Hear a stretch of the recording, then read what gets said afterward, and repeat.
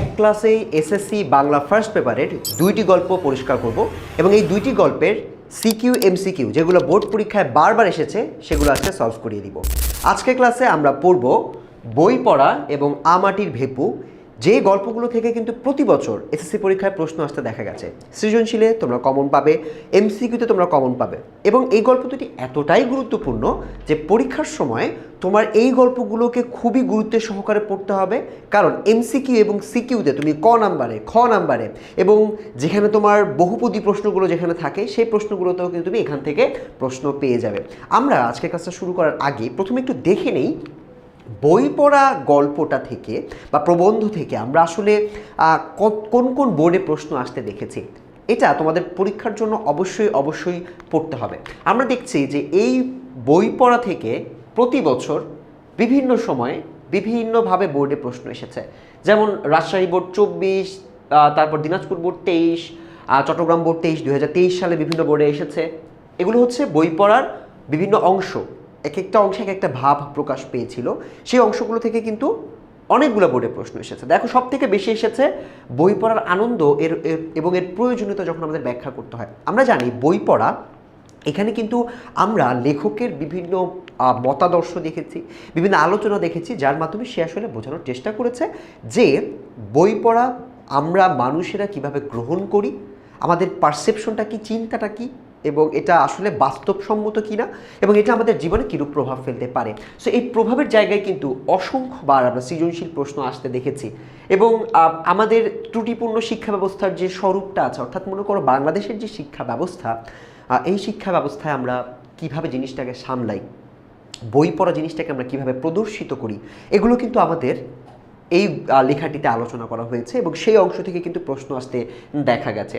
স্বশিক্ষায় শিক্ষিত হওয়ার গুরুত্ব, অর্থাৎ একজন ব্যক্তি কতটুকু নিজেকে শিক্ষিত করলে সে আসলে সুশিক্ষিত দাবি করতে পারে, এই প্রশ্নটি বা এই অংশটিও কিন্তু আমরা আমাদের এই অংশটাতে বা এই লেখাটাতে পেয়েছি। সো আমাদের এই অংশগুলো পড়ে ফেলতে হবে। আমরা কিন্তু গুরুত্ব বুঝে ফেললাম কোথা থেকে প্রশ্ন বেশি আসে, কম আসে হচ্ছে সামাজিক জীবনে লাইব্রেরির গুরুত্ব। তোমরা এটা একটু কম গুরুত্ব দিয়ে পড়তে পারো, কারণ লাইব্রেরির প্রয়োজনীয়তা কি এটা তুমি আবার নিজেও বানিয়ে লিখতে পারবা, ঠিক আছে? সো যেহেতু তুমি এটা নিজে বানিয়ে লিখতে পারতেছো, সো আমার মনে হয় এই অংশটাকে আমরা একটু কম গুরুত্ব দিয়ে পড়লে আমাদের ক্ষতি হবে না, আমাদের এসএসসি পরীক্ষা আমরা ভালো করতে পারবো। সো এসএসসি পরীক্ষার্থীরা যারা তোমরা বই পড়া এই লেখাটি এখনো পর্যন্ত পড়োনি, তারা আমার সাথে লেখাটি আজকে পড়ে ফেলবে। বই পড়া এই মূল প্রবন্ধটা বা মূল লেখাটা, এটা মূলত আমাদের সমাজে আমরা শিক্ষাকে কিভাবে চিন্তা করি, সাহিত্যকে কিভাবে চিন্তা করি, বই পড়াকে কিভাবে চিন্তা করি, তারই একটা স্বতঃস্ফূর্ত আলোচনা, একটা ব্যাখ্যা। যে ব্যাখ্যাটার মধ্য দিয়ে আমরা বিভিন্ন ঘটনার মধ্য দিয়ে লেখক বোঝানোর চেষ্টা করেছেন যে বই পড়া এটা আদতেও মানুষের কি কোনো শখ হওয়া উচিত, যদি হয়ে থাকে তাহলে সেটার ফলাফল কী। তো চলো আমরা গল্পের মাধ্যমে পুরো লেখাটিকে বোঝার চেষ্টা করি। তোমরা অবশ্যই খাতা এবং বই নিয়ে রেডি থাকবে।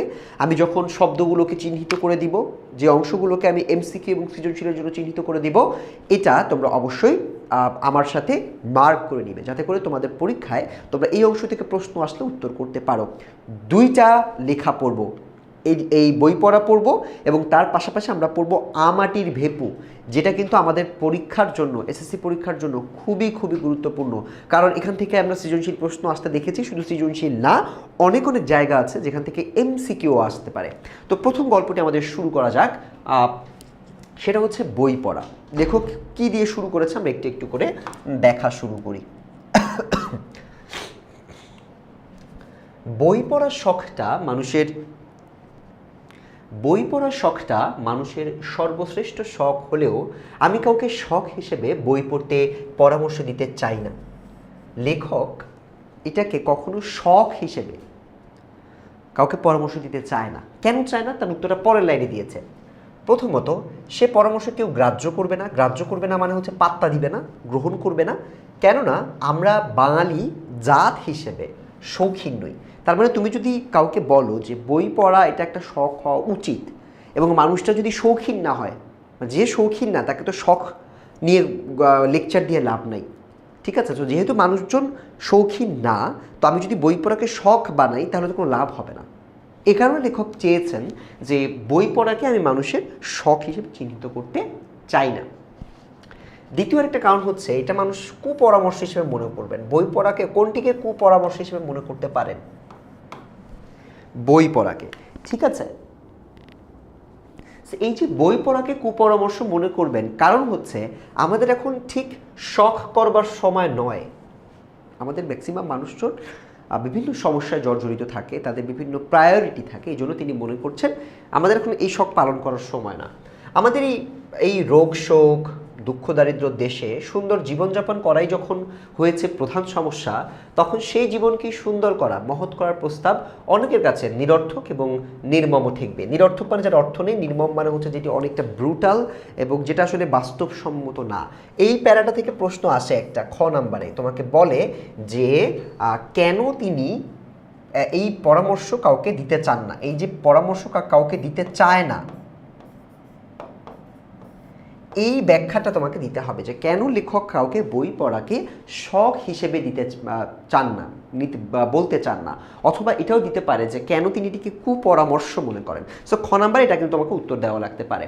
আমরা সাহিত্যের রস উপভোগ করতে প্রস্তুত নই, কিন্তু শিক্ষার ফল লাভের জন্য আমরা সকলে উদ্বাহক। মানে হচ্ছে আমরা সবাই, সাহিত্যর একটা আলাদা গুণ আছে, সাহিত্যের একটা রস আছে, রসটা হচ্ছে ভাব বা একটা আলাদা পারসেপশন বা একটা আলাদা ব্যাখ্যা, হ্যাঁ, একটা আলাদা উপলব্ধি করার ক্ষমতা। এটা আমাদের মধ্যে নাই। কারণ আমরা একটা কবিতা, আমরা মনে করি একটা গল্প বা লেখা যখন পড়ি, আমরা এটার যে আসল রসটা বা ভাবার্থটা এটা আমরা নিতে চাই না বা নেওয়ার জন্য আমরা প্রস্তুত না। আমরা বরঞ্চ যেটার জন্য আমরা বেশি আগ্রহী বা উৎসাহী, উদ্বাহু, এটা হচ্ছে এই শিক্ষার ফল লাভ। ফল লাভ মানে কি? ফল লাভ মানে হচ্ছে অর্থ উপার্জন, তাই না? আমরা চাই যে শিক্ষিত হয়ে আমি ডাক্তার, ইঞ্জিনিয়ার হব, টাকা পয়সা ইনকাম করব। আমাদের বিশ্বাস শিক্ষা আমাদের গায়ের জ্বালা ও চোখের জল দুই দূর করবে, মানে টাকা পয়সা দিবে আর কি। এই আশা সম্ভবত দুরাশা, মানে যে আশাটা ভালো না বা পরিপূর্ণ হয় না, কিন্তু তাহলেও আমরা তা ত্যাগ করতে পারি না, কেননা আমাদের উদ্ধারের জন্য কোনো সদুপায় আমার চোখের সম্মুখে দেখতে পাই না। লেখক এই লাইনটা এই পর্যন্ত বলে কি বলছেন? তিনি এখানে বলছে যে যদিও শিক্ষা আমাদের গায়ের জ্বালা দূর করবে, এটা তো সম্ভব হয় না অনেক সময়। সো এইটা খুবই একটা দুরাশা, যেটা পূরণ হয় না। তারপর আমরা এই আশাটা কন্টিনিউয়াসলি করি। আমরা জানি বাস্তবে হয়তো এটা আমাদের সহযোগিতা করতে পারে না, বাট তারপর আমরা এই দুরাশাটা করি। কারণ কি? কারণ শিক্ষা ব্যতীত অন্য আর কোনো উপায় আমার চারিপাশে আমি দেখতে পাই না। এ কারণে বাধ্য হয়ে শিক্ষাকেই আমার যে চোখের জ্বালা, গায়ের জ্বালা দূর করার একটা উপায়, অস্ত্র হিসেবে আমাকে চিহ্নিত করতে হয়। শিক্ষার মহত্বে আমিও বিশ্বাস করি, এবং যিনি যাই বলুক, সাহিত্য চর্চা যে শিক্ষার সর্বপ্রধান অঙ্গ, সেই বিষয়ে কোনো সন্দেহ নেই। লোকে যে তা সন্দেহ করে, তার কারণ এই শিক্ষার ফল হাতে নাতে পাওয়া যায় না, অর্থাৎ তার কোনো নগদ বাজার দর নেই। এই কারণে ডেমোক্রেসি সাহিত্যের সার্থকতা বোঝে না, বোঝে শুধু অর্থের সার্থকতা। আমি কয়েকটা জায়গা মার্ক করেছি, এবার একটু তোমাদেরকে বুঝাই দিই। এখানে বুঝতে হবে যে লেখক বলছেন যে তিনি মনে করেন যে যাই বলুক না কেন, শিক্ষার ফলে লাভ পাওয়া যায় বা যায় না, যে যেটাই বলুক না কেন, লেখক মনে করে যে সাহিত্য চর্চা এটা অবশ্যই শিক্ষার ক্ষেত্রে গুরুত্বপূর্ণ, এবং শিক্ষার একটা বিরাট বা সর্বপ্রধান অঙ্গ হিসেবে তিনি বলছেন সাহিত্য চর্চাকে। তার এখান থেকে এমসিকিউ আসে যে সাহিত্য চর্চা বা শিক্ষার সর্বপ্রধান অঙ্গ কোনটি? সাহিত্য চর্চা। এবং তিনি মনে করেন যে লোকে এটাকে কেন তারা সন্দেহ করছে, সাহিত্য চর্চার ফলে কেন মানুষজন বিশ্বাস করতে চায় না যে সাহিত্য চর্চার ফলে ভালো কিছু করা সম্ভব। এটার কারণ হচ্ছে সাহিত্য চর্চা, এটার যে ফল, এটা তুমি হাতে নাতে পাবা না। মানে আজকে তুমি একটা সাহিত্য পড়লা, কালকে সকালবেলা তোমার হচ্ছে 500 টাকা চলে আসবে, এরকম কোনো বাজার দর নাই। হ্যাঁ, মানে এটা কোনো ভ্যালু নাই, মূল্য নাই, একদম নগদ মূল্য নাই। এই কারণে আমরা এটাকে মনে করি যে না, এটা খুবই অপ্রাসঙ্গিক এবং এটার প্রয়োজনীয়তা নেই বললেই চলে। ডেমোক্রেসির একটা লাইন আছে, ডেমোক্রেসি সাহিত্যের সার্থকতা বোঝে না। লাইনটার মানে কি? ডেমোক্রেসি মানে কি? সকলের মতামতকে গুরুত্ব দেওয়া, বা মেজরিটি, একটা অংশের মানুষের, সব থেকে বেশি সংখ্যক মানুষ যে কথাটা বলবে ওটাকে ভ্যালু দেওয়া, হ্যাঁ, এবং অন্যকে মত প্রকাশের স্বাধীনতা দেওয়া। ডেমোক্রেসিতে আমরা মূলত প্রফিট বা লাভকে বেশি প্রাধান্য দিই। সেই জন্য বলছে যে তারা যেহেতু অর্থের সার্থকতা বা টাকা পয়সাকে বেশি ভ্যালু দেয়, গুরুত্ব দেয়, এ কারণে বই পড়ার মূল্য তার কাছে নাই। কারণ বইয়ের তো কোনো বাজার দর নাই, বা বইয়ের জ্ঞানের তো কোনো বাজার দর নাই। ডেমোক্রেসির গুরুরা চেয়েছিলেন, গুরুরা মানে হচ্ছে যারা ডেমোক্রেসি তৈরি করে এবং মদত দেয়। মদত দেয় মানে হচ্ছে যারা ডেমোক্রেসি এস্টাবলিশ করতে চায়, প্রথম বিশ্বের যে কান্ট্রিগুলো আছে। ডেমোক্রেসির গুরুরা চেয়েছিলেন সকলকে সমান করতে, কিন্তু তাদের শিষ্যরা তাদের কথা উল্টো বুঝে প্রতিজনেই হতে চায় বড় মানুষ। শিষ্যরা মানে হচ্ছে ছোট দল, হ্যাঁ বড় দল। এটা মনে করো গুরুরা যদি হয় প্রথম বিশ্বের কোনো একটা দেশ, শিষ্য হচ্ছে আমরা তৃতীয় বিশ্বের যে দেশগুলো আছি। তো উনি বলছে ডেমোক্রেসি চেয়েছিল যে সবাইকে ইকুয়াল, এক করে দিবে, কিন্তু বাস্তবে মানুষজন এটাকে উল্টো বুঝছে। মানুষ ভাবছে ডেমোক্রেসিতে আমরা সবাই বড় হব, কিন্তু ডেমোক্রেসির আসলে মূল লক্ষ্য ছিল সবাইকে সমান করা। বুঝতেছো?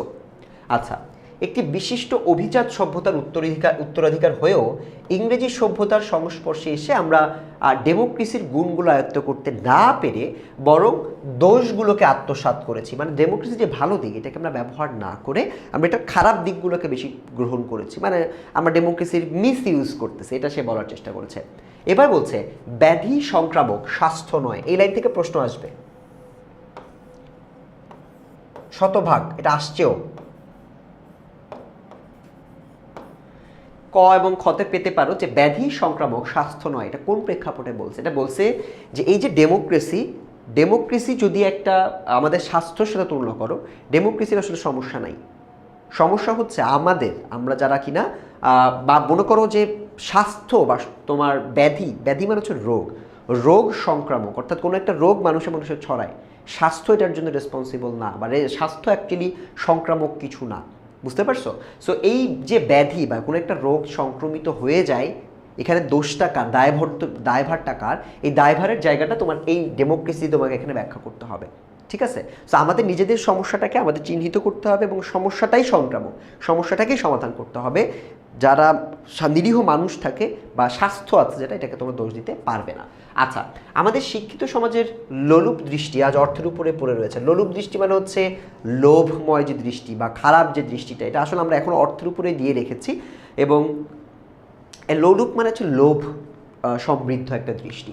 সুতরাং সাহিত্য চর্চার সুফল সম্পদে অনেকেই সন্দিহান মানে হচ্ছে মানুষজন এখনো পর্যন্ত এটার আউটকাম বা এটার ফলাফল সম্পর্কে জানে না। মানুষজন মনে করে এই লাইনটা থেকে প্রশ্ন আসে, সন্দিহান কেন? এই লাইন থেকে ওরা প্রশ্ন দেয় যে মানুষ কেন এখনো সাহিত্য চর্চার সুফল সম্পর্কে সন্দিহান। তার কারণ হচ্ছে একটা বিশেষ গোষ্ঠী, তারা শিক্ষিত সমাজ, তারা আসলে সাহিত্যের উপর গুরুত্ব না দিয়ে তারা আসলে টাকা পয়সার উপর তাদের দৃষ্টিটা দিয়েছেন, ফলে এখনো পর্যন্ত মানুষের কাছে মেসেজটা পারফেক্টলি ক্লিয়ার হয় নাই। যারা হাজারখানা ল রিপোর্ট কিনে, ল রিপোর্ট এটা আলাদা একটা প্রসঙ্গে বলেছেন, যারা ল রিপোর্ট কিনতে টাকা খরচ করছেন তারা একখানা কাব্যগ্রন্থ কিনতে প্রস্তুত না, মানে তারা কিনতে চায় না। কেননা তাতে ব্যবসার কোনো সুসার নেই, ব্যবসার কোনো বেনিফিট নেই। তুমি একটা কবিতার বই কিনলে এটাতে ব্যবসার কোনো লাভ আসলে নাই। ঠিক আছে? নজির না উড়ে কবিতা আবৃত্তি করলে, মানে একজন মানুষ যে ল রিপোর্ট কিনেছেন সে যদি নজির না পড়ে, এটা না পড়ে সে যদি কবিতা আবৃত্তি করে, তাহলে তার মামলা একজন লয়ারকে জিততে পারবে। মানে একজন লয়ারের এক্সাম্পল এখানে দিয়েছে, যিনি ল রিপোর্ট কিনে ওইটা দিয়ে তিনি তার কর্মজীবন চালায়, হ্যাঁ, বা তিনি পড়াশোনা করে ওটাকে ইউটিলাইজ করে, ব্যবহার করে। কিন্তু একজন লয়ার যদি কবিতা পড়ে, ওই কবিতা তো সে আদালতে গিয়ে বলতে পারবে না, ডিফেন্ড করতে পারবে না তার আসামিকে। সো এটাই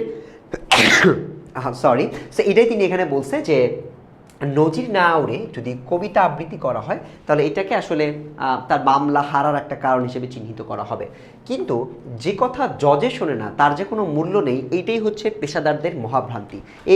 এই পেশাদারদের মহাভ্রান্তি, এটা একদম 100% ইম্পর্টেন্ট। আমরা বোর্ড প্রশ্নে একটু পরেই দেখাই দিব, যেটা বারবার আসছে। ঠিক আছে? পেশাদারের মহাভ্রান্তি কি, এটা ক নম্বরে আসে, খ নম্বরে আসে। পেশাদারের মহাভ্রান্তি বলতে কি বোঝায়? এখানে আমাদেরকে বুঝতে হবে যে কথা জজে শোনে না তার যে কোনো মূল্য নেই, এটাই হচ্ছে পেশাদারের মহাভ্রান্তি। মানে হচ্ছে তোমার কর্মজীবনে যেটা প্রয়োজন নাই, বা তোমার কর্মজীবনে যেটা মানুষজন গুরুত্ব দেয় না, তোমার বস যেটাকে গুরুত্ব দেয় না অফিসে, সেই বসের গুরুত্ব যেটাকে দিচ্ছে না, এটা জানা যে তোমার জন্য উপকারী না, এই চিন্তাটা খারাপ।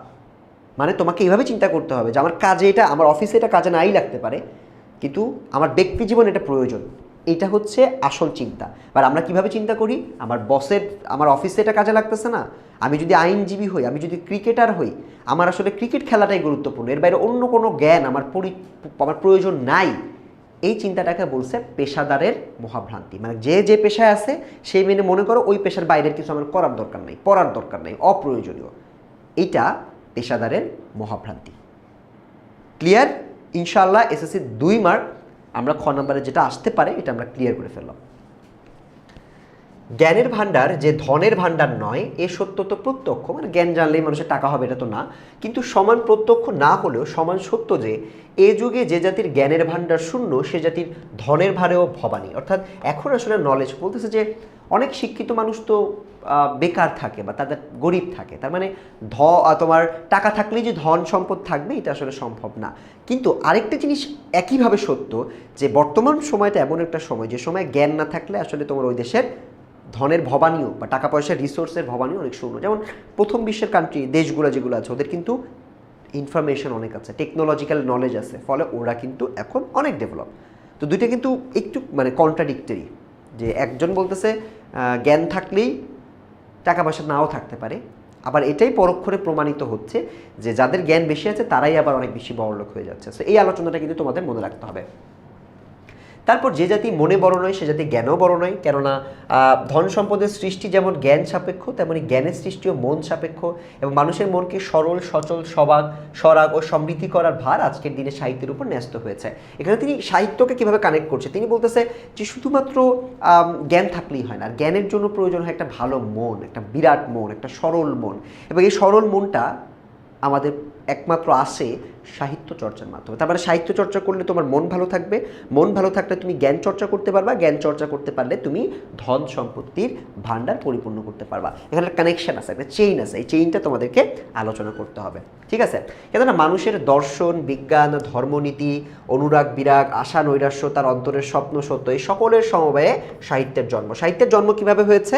দর্শন, বিজ্ঞান, ধর্মনীতি, মানুষের দর্শন, বিজ্ঞান, ধর্মনীতি ক নাম্বারের জন্য মানুষের দর্শন, বিজ্ঞান, ধর্মনীতি, অনুরাগ বিরাগ, আশা নৈরাশ্য, তার অন্তরের স্বপ্ন সত্য, এই সকল কিছু সমবায়ে আমাদের সাহিত্যের মূলত জন্মটা হয়েছে। এটা ক নাম্বার প্রশ্ন তুমি পেতে পারো। আচ্ছা, অপরাপর শাস্ত্রের ভিতর যা আছে সেসব হচ্ছে মানুষের মনের ভগ্নাংশ। এটা হচ্ছে ধর্মশাস্ত্র যেগুলো আছে এগুলাকে তুমি বলতে পারো, এবং তার পুরো মনটার সাক্ষাৎ পাওয়া যায় শুধু সাহিত্যে। দর্শন, বিজ্ঞান ইত্যাদি হচ্ছে মনোগঙ্গার তোলা জল, তার পূর্ণ স্রোত আবহমানকালে সাহিত্যের ভিতরেই সল্লাসে সবেগে বয়ে চলেছে, এবং সেই গঙ্গাতে অবগাহন করেই আমরা আমাদের সকল পাপমুক্ত হব। সো আমাদের এই লাইনটা আমাদের যে পাপমুক্ত হওয়ার একটা প্রসেস এখানে ব্যাখ্যা করছে, সেটা হচ্ছে শাস্ত্র বা আমাদের শাস্ত্রীয় যে বইগুলো আছে, রিলিজিয়াস বই যেগুলো আছে বা যে গল্পগুলো আছে, স্টোরিগুলো আছে, যেগুলো আমাদের অন্তরেরই একটা প্রতিরূপ। লেখক বলতেছে যে সাহিত্যেই আমরা এই সব কিছু পেতে পারি, আমরা দর্শন, ফিলসফি পেতে পারি, সায়েন্স পেতে পারি, আমরা আমাদের ভেতরকার যে অনেক দিন ধরে চলে আসা যে ঘটনাগুলো আছে, যে মেসেজগুলো আছে, ন্যারেশনগুলো আছে, যে মূল ভাবগুলো আছে, মূল ভাবগুলো আমরা সাহিত্যের মাধ্যমে পেতে পারি বলে তিনি মনে করেন, এবং এগুলো পেলেই আমরা পাপ মুক্ত হব। পাপ মুক্ত হব মানে আমাদের জীবনটাকে আমরা আরেকটু সুন্দর করতে পারবো। আচ্ছা, অতএব দাঁড়ালো এই যে আমাদের বই পড়তে হবে, কেননা বই পড়া ছাড়া সাহিত্য চর্চার উপায়ান্তর নেই। বই পড়া ছাড়া সাহিত্য চর্চার উপায়ান্তর নেই। উপায়ান্তর নেই মানে হচ্ছে বই না পড়লে তুমি সাহিত্য চর্চা কিভাবে করবা? হ্যাঁ, বই পড়া ছাড়া এটার উপায়ান্তর নেই, মানে অন্য কোনো উপায় নাই। তোমার বই পড়তে হলে সাহিত্য চর্চা করতে হলে বই পড়তে হবে বেশি বেশি। ধর্মের চর্চা চাই কি মন্দিরের বাইরেও করা চলে, দর্শনের চর্চা গুহায়, মানে তুমি যে কোনো জায়গায় যে কোনো চর্চা করতে পারো। ধর্মের চর্চা মন্দিরের বাইরেও করা চলে, দর্শনের চর্চা গুহায়, নীতির চর্চা করে ঘরে, এবং বিজ্ঞানের চর্চা জাদুঘরে, ঠিক আছে? সো দর্শন, ধর্মচর্চা এবং সাহিত্যের চর্চায় প্রত্যেকটা জায়গাতে তোমাকে লোকেশন নিয়ে এখন একটা কথা বলতেছে, যে মনে করো তুমি মন্দিরের বাইরেও তুমি চাইলে রিলিজিয়াস প্র্যাকটিস করতে পারো, তুমি দর্শনের চর্চা করতে পারো গুহাতে। দর্শন মানে যে কোনো একটা ফিলোসফি তুমি চিন্তা করতেছো, মনে করো আমি একটা মতাদর্শ দিতে চাই বা একটা আইডিয়া ব্যাখ্যা করতে চাই, ব্যাখ্যাটা যেটা আমার বর্তমান প্রেক্ষাপটে আমি ব্যবহার করতে চাই। সো এই দর্শনের চর্চাটা আমরা গুহায় করতে পারি, নীতির চর্চা বা নিয়মকানুনের চর্চাটা আমরা করতে পারি ঘরে। এই যে ঘরে নীতির চর্চা করা হয়, এটা থেকে এমসিকিউ আসতে দেখা গেছে। ঠিক আছে।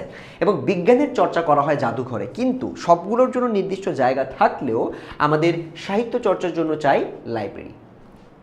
ঠিক আছে, ওকে। তো এই যে চর্চা এটা আমরা করতেছি, আমাদের লাইব্রেরির যে চর্চাটা, লাইব্রেরিতে আমরা যে বই পড়ার চর্চাটা করি, এটা আমাদের জীবনের জন্য কিভাবে প্রয়োজন সেটা একটু বুঝতে হবে। ও চর্চা মানুষ কারখানাতেও করতে পারে না, চিড়িয়াখানাতেও নয়। এইসব কথা যদি সত্য হয় তাহলে আমাদের মানতেই হবে যে সাহিত্যের মধ্যেই আমাদের জাত মানুষ হবে।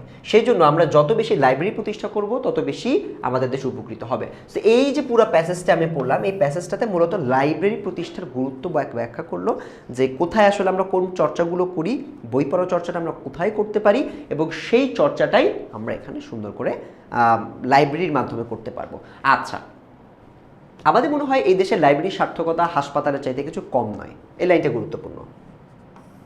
কেন কম নয় এটা তোমাদেরকে সিকিউ ব্যাখ্যা করতে হবে। এবং স্কুল কলেজের চাইতে একটু বেশি, এটা তো আরও গুরুত্বপূর্ণ। স্কুল কলেজের থেকে আমার লাইব্রেরির প্রয়োজনীয়তা নাকি বেশি, বা প্রয়োজনীয়তা না, এটা শুধুমাত্র কাজ বা সার্থকতা এটা বেশি, আর হাসপাতালের থেকে একটু কম। কেন ব্যাখ্যা করছে দেখো।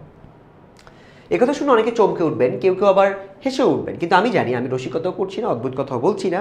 যদি এই বিষয়ে লোকমত যে আমার মতের সমরেখায় চলে না, মানে মানুষজন এটা আমাকে সাপোর্ট করবেন আমি জানি, সেই বিষয়ে আমি সম্পূর্ণ সচেতন। অতএব আমার কথার আমি কৈফিয়ত দিতে বাধ্য। সো মানুষ যদি একমত না, আমি কৈফিয়ত দিতে চাই, ব্যাখ্যা করতে চাই যে কেন হচ্ছে আমি এটা বললাম। আমার বক্তব্য আমি আপনাদের কাছে নিবেদন করছি, তার সত্য মিথ্যার বিচার আপনারা করবেন। সেই বিচারে আমার কথা যদি না টেকে তাহলে রসিকতা হিসেবে আমাকে গ্রাহ্য করবেন। কারণ লেখক বলতেছে যে আমি তো বলে ফেলছি যে হাসপাতালের থেকে একটু কম লাইব্রেরির মূল্য, কিন্তু স্কুল কলেজের থেকে আবার বেশি সার্থকতা। তাহলে এটা কেন বললাম, এটা আমি এখন ব্যাখ্যা করতেছি। যদি আপনাদের ভালো লাগে আপনারা অ্যাকসেপ্ট করেন, না লাগলে আপনি এটাকে রসিকতা হিসেবে মনে করতে পারেন। তো লেখক বলছে, আমার বিশ্বাস শিক্ষা কেউ কাউকে দিতে পারে না, সুশিক্ষিত লোক মাত্রই স্বশিক্ষিত। আজকের বাজারে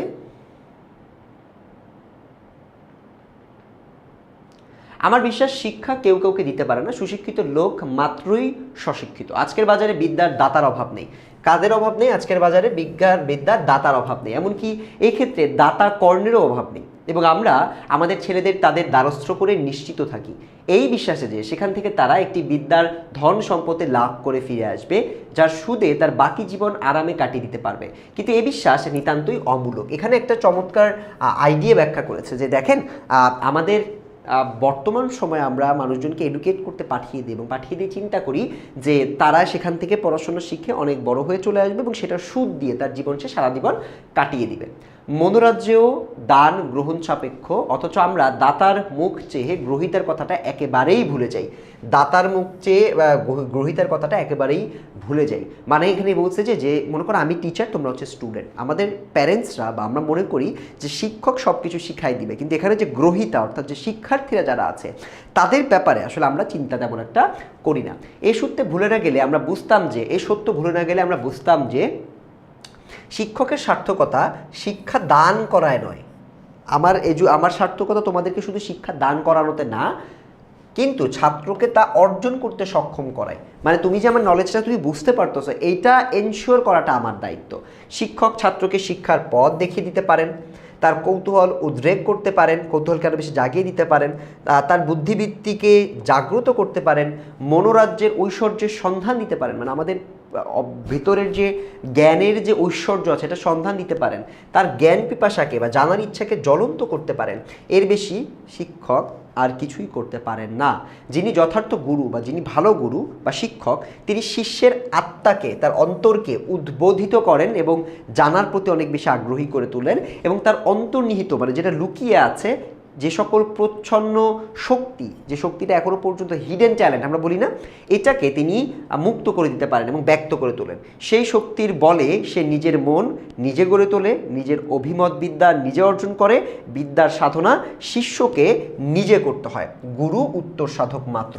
এই পুরো লাইনটাতে তিনি বলছে যে হাউ বা কেমন করে আমাদের শিক্ষকদের শিক্ষা দেওয়ার দায়িত্ব কতটুকু এবং শিক্ষার্থীদের দায়িত্ব কতটুকু, সেটা কিন্তু এখানে চূড়ান্তভাবে তিনি ব্যাখ্যা করছেন। তিনি মনে করছেন শিক্ষকের দায়িত্ব হচ্ছে শুধু তোমাকে ইনফ্লুয়েন্স করা, তোমার ভিতরে হিডেন ট্যালেন্টটাকে ফিরিয়ে নিয়ে আসা, তোমাকে বুঝিয়ে দেওয়া যে কিভাবে জ্ঞানটা অর্জন করতে হবে, এবং অর্জন করার দায়িত্বটা থাকবে তোমার উপরে।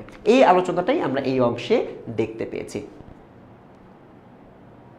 আমাদের স্কুল কলেজের শিক্ষার পদ্ধতি ঠিক উল্টো, সেখানে ছেলেদের বিদ্যে গেলানো হয়। এবার হচ্ছে স্কুল কলেজের কম্প্যারিজন আসছে, আমাদের এটা পুরোপুরি উল্টো, সেখানে ছেলেদের বিদ্যে গেলানো হয়, তারা তা জীর্ণ করতে পারুক আর নাই পারুক, এর ফলে ছেলেরা শারীরিক ও মানসিক মন্দাগ্নিতে জীর্ণশীর্ণ হয়ে কলেজ থেকে বেরিয়ে আসে। তার মানে তিনি এখানে বলতে চাচ্ছেন যে আমাদের প্রসেসটা হচ্ছে মুখস্থ বিদ্যা, যেটা আমরা অলরেডি ক্রিটিসাইজ করেছি, সেই মুখস্থ বিদ্যাটাকে তিনি একটু ক্রিটিসাইজ করেছেন। তিনি বলছেন একটা জানাশোনা উদাহরণের সাহায্যে ব্যাপারটাকে পরিষ্কার করা যাক। আমাদের সমাজে এমন অনেকে মা আছেন যারা শিশু সন্তানকে ক্রমান্বয়ে গরুর দুধ গেলানোটাই শিশুর স্বাস্থ্য রক্ষার ও বলবৃদ্ধির সর্বপ্রধান উপায় মনে করে। বলে না দুধ খাওয়াতে হয় এবং গরুর দুধ খাওয়ায়, বলে না দুধ না খেলে হবে না ভালো ছেলে। তো এই যে পিচ্চিদের বাচ্চাদেরকে আমাদের মায়েরা কি শিখায়, যে তাদেরকে গরুর দুধ খাওয়াতে হবে এবং এটা তাদের শক্তি বৃদ্ধির একটা উপায়। গোদুগ্ধ অবশ্যই অতিশয় উপাদেয় পদার্থ, মানে অবশ্যই এটা একটা খুবই গুরুত্বপূর্ণ খাবার, কিন্তু তার উপকারিতা যে ভোক্তার জীর্ণ করবার শক্তির উপর নির্ভর করে এ জ্ঞান শ্রেণীর মাতৃকুলে নেই। তার মানে তিনি বলতেছে যে দুধ খেলে অবশ্যই আমাদের শারীরিক পুষ্টি বাড়ে, কিন্তু এটা হজম করা বা এটা গ্রহণ করার একটা সুযোগ বা প্রসেস বা শক্তি ক্ষমতা তো থাকতে হবে, না থাকলে তো তুমি তাকে খাওয়ায় লাভ নেই। তো এটাই বলতেছে আমাদের মায়েরা এটা বুঝতে চায় না, মনে করে না তুমি খাও খাও খাও, এটা তুলনা করতেছে রূপক, যে এডুকেশন নাও নাও নাও পড়ো পড়ো পড়ো মুখস্থ করো, বাট এটা ক্ষমতা থাকতে হবে এবং এটা আসলে করে আমাদের কিছু লাভটা কি এটা আসলে আমাদের বুঝতে হবে। এটা আমাদের মায়েরা মাতৃকুল বুঝতে পারেন, এটা লেখক বলছেন। তাদের বিশ্বাস ও বস্তু পেটে গেলেই উপকার হবে, কাজেই শিশু যদি তা গিলতে আপত্তি করে তাহলে সে যে ব্যাদরা ছেলে সে বিষয়ের বিন্দু মাত্র তিনি সন্দেহ রাখেন না বা সন্দেহ থাকে না। মানে বলতেছে যে মায়েরা এটা বুঝতে চায় না, মনে হয় না খেলে তুমি বেয়ারা হয়ে গেছো, তুমি খারাপ হয়ে গেছো বা তুমি কথা শুনছো না। অতএব তখন তাকে ধরে বেঁধে জোর জবরদস্তি করে দুধ খাওয়ানোর ব্যবস্থা করা হয়। শেষটায় সে যখন এই দুগ্ধপান ক্রিয়া হতে অব্যাহতি লাভ করবার জন্য মাথা নাড়তে থাকে, হাত পা ছুটতে শুরু করে, মানে আমি দুধ খাবো না, তখন স্নেহময়ী মাতা বলেন আমার মাথা খাও, মরা মুখ দেখো, এই এক ঢোক আর এক ঢোক আর এক ঢোক, খাওয়াইছে না আব্বু আম্মুরা এইভাবে। সো এটাই এখানে বারবার বলতেছে। মায়ের উদ্দেশ্য যে খুব সাধু, মানে মায়ের উদ্দেশ্য তো অবশ্যই ভালো, সে বিষয়ে আমাদের কোনো সন্দেহ নেই, কিন্তু এ বিষয়েও কোনো সন্দেহ নেই যে উক্ত বলা কওয়ার ফলে মা শুধু ছেলের যকৃতের মাথা খান এবং ঢোকের পর ঢোকে তার মরামুখ দেখবার সম্ভাবনা বাড়িয়ে চলেন। তার মানে বলতেছে মা হয়তো ভালো চান ছেলেটার, এই জন্যই হয়তো দুধ খাওয়াতে চাচ্ছে, বাট সমস্যা যেটা হয়েছে মা ভালো চাইলেও এটা আদতেও ওই ছেলেটাকে মৃত্যুর দিকে নিয়ে যায়। হ্যাঁ, এটা তুলনা করলো আমাদের শিক্ষা ব্যবস্থার সাথে। আমাদের স্কুল কলেজের শিক্ষা পদ্ধতিটাও একই ধরনের। এর ফলে কত ছেলে সুস্থ সরল মন যে ইনফ্যান্টাইল লিভারে গতাশু হচ্ছে তা বলা কঠিন, কেননা দেহের মৃত্যুর রেজিস্ট্রি রাখা হয়, আত্মার মৃত্যুর রেজিস্ট্রি হয় না। এই পুরো প্রসেসটা দিয়ে এটা প্রমাণ করছে যে আমাদের বিদ্যালয়ের থেকে কেন বই পড়ার গুরুত্ব বেশি, বিদ্যালয়গুলোর প্রসেসটা কেন অনেক ভঙ্গুর, এবং সেটাতে আসলে আমাদের মানে মানসিক শান্তিকে এখানে খুব বড় করে দেখানো হয়েছে, যে কেন মানসিক শান্তির জন্য বা মনস্তাত্ত্বিক সুস্থতার জন্য আমাদের প্রসেসটা, বই পড়ার প্রসেসটাই সব থেকে বেশি গুরুত্বপূর্ণ, বা স্কুল কলেজটা কেন ভালোভাবে কাজ করতে পারছে না এটা তুলনা করা হয়েছে। আমরা কিন্তু এই আত্মার অপমৃত্যুকে ভীত হওয়া দূরে থাক, অপমৃত্যুতে ভয় পাওয়া দূরে থাক উৎফুল্ল হয়ে উঠি। মানে আমরা এটাকে অত বেশি গ্রহণযোগ্যতা দিই না। আমরা ভাবি দেশে যত ছেলে পাস হচ্ছে তত শিক্ষার বিস্তার হচ্ছে। পাশ করাও শিক্ষিত হওয়া এক বস্তু নয়, এ সত্য স্বীকার করতে আমরা কুণ্ঠিত হই।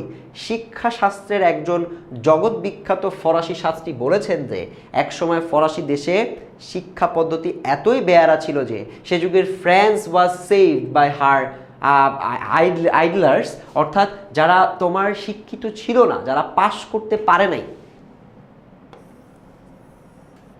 ফ্রান্স যারা সেভ করেছে তারা আসলে পাশ করতে পারেনি বা চায়নি, তারাই ফ্রান্সকে রক্ষা করেছে।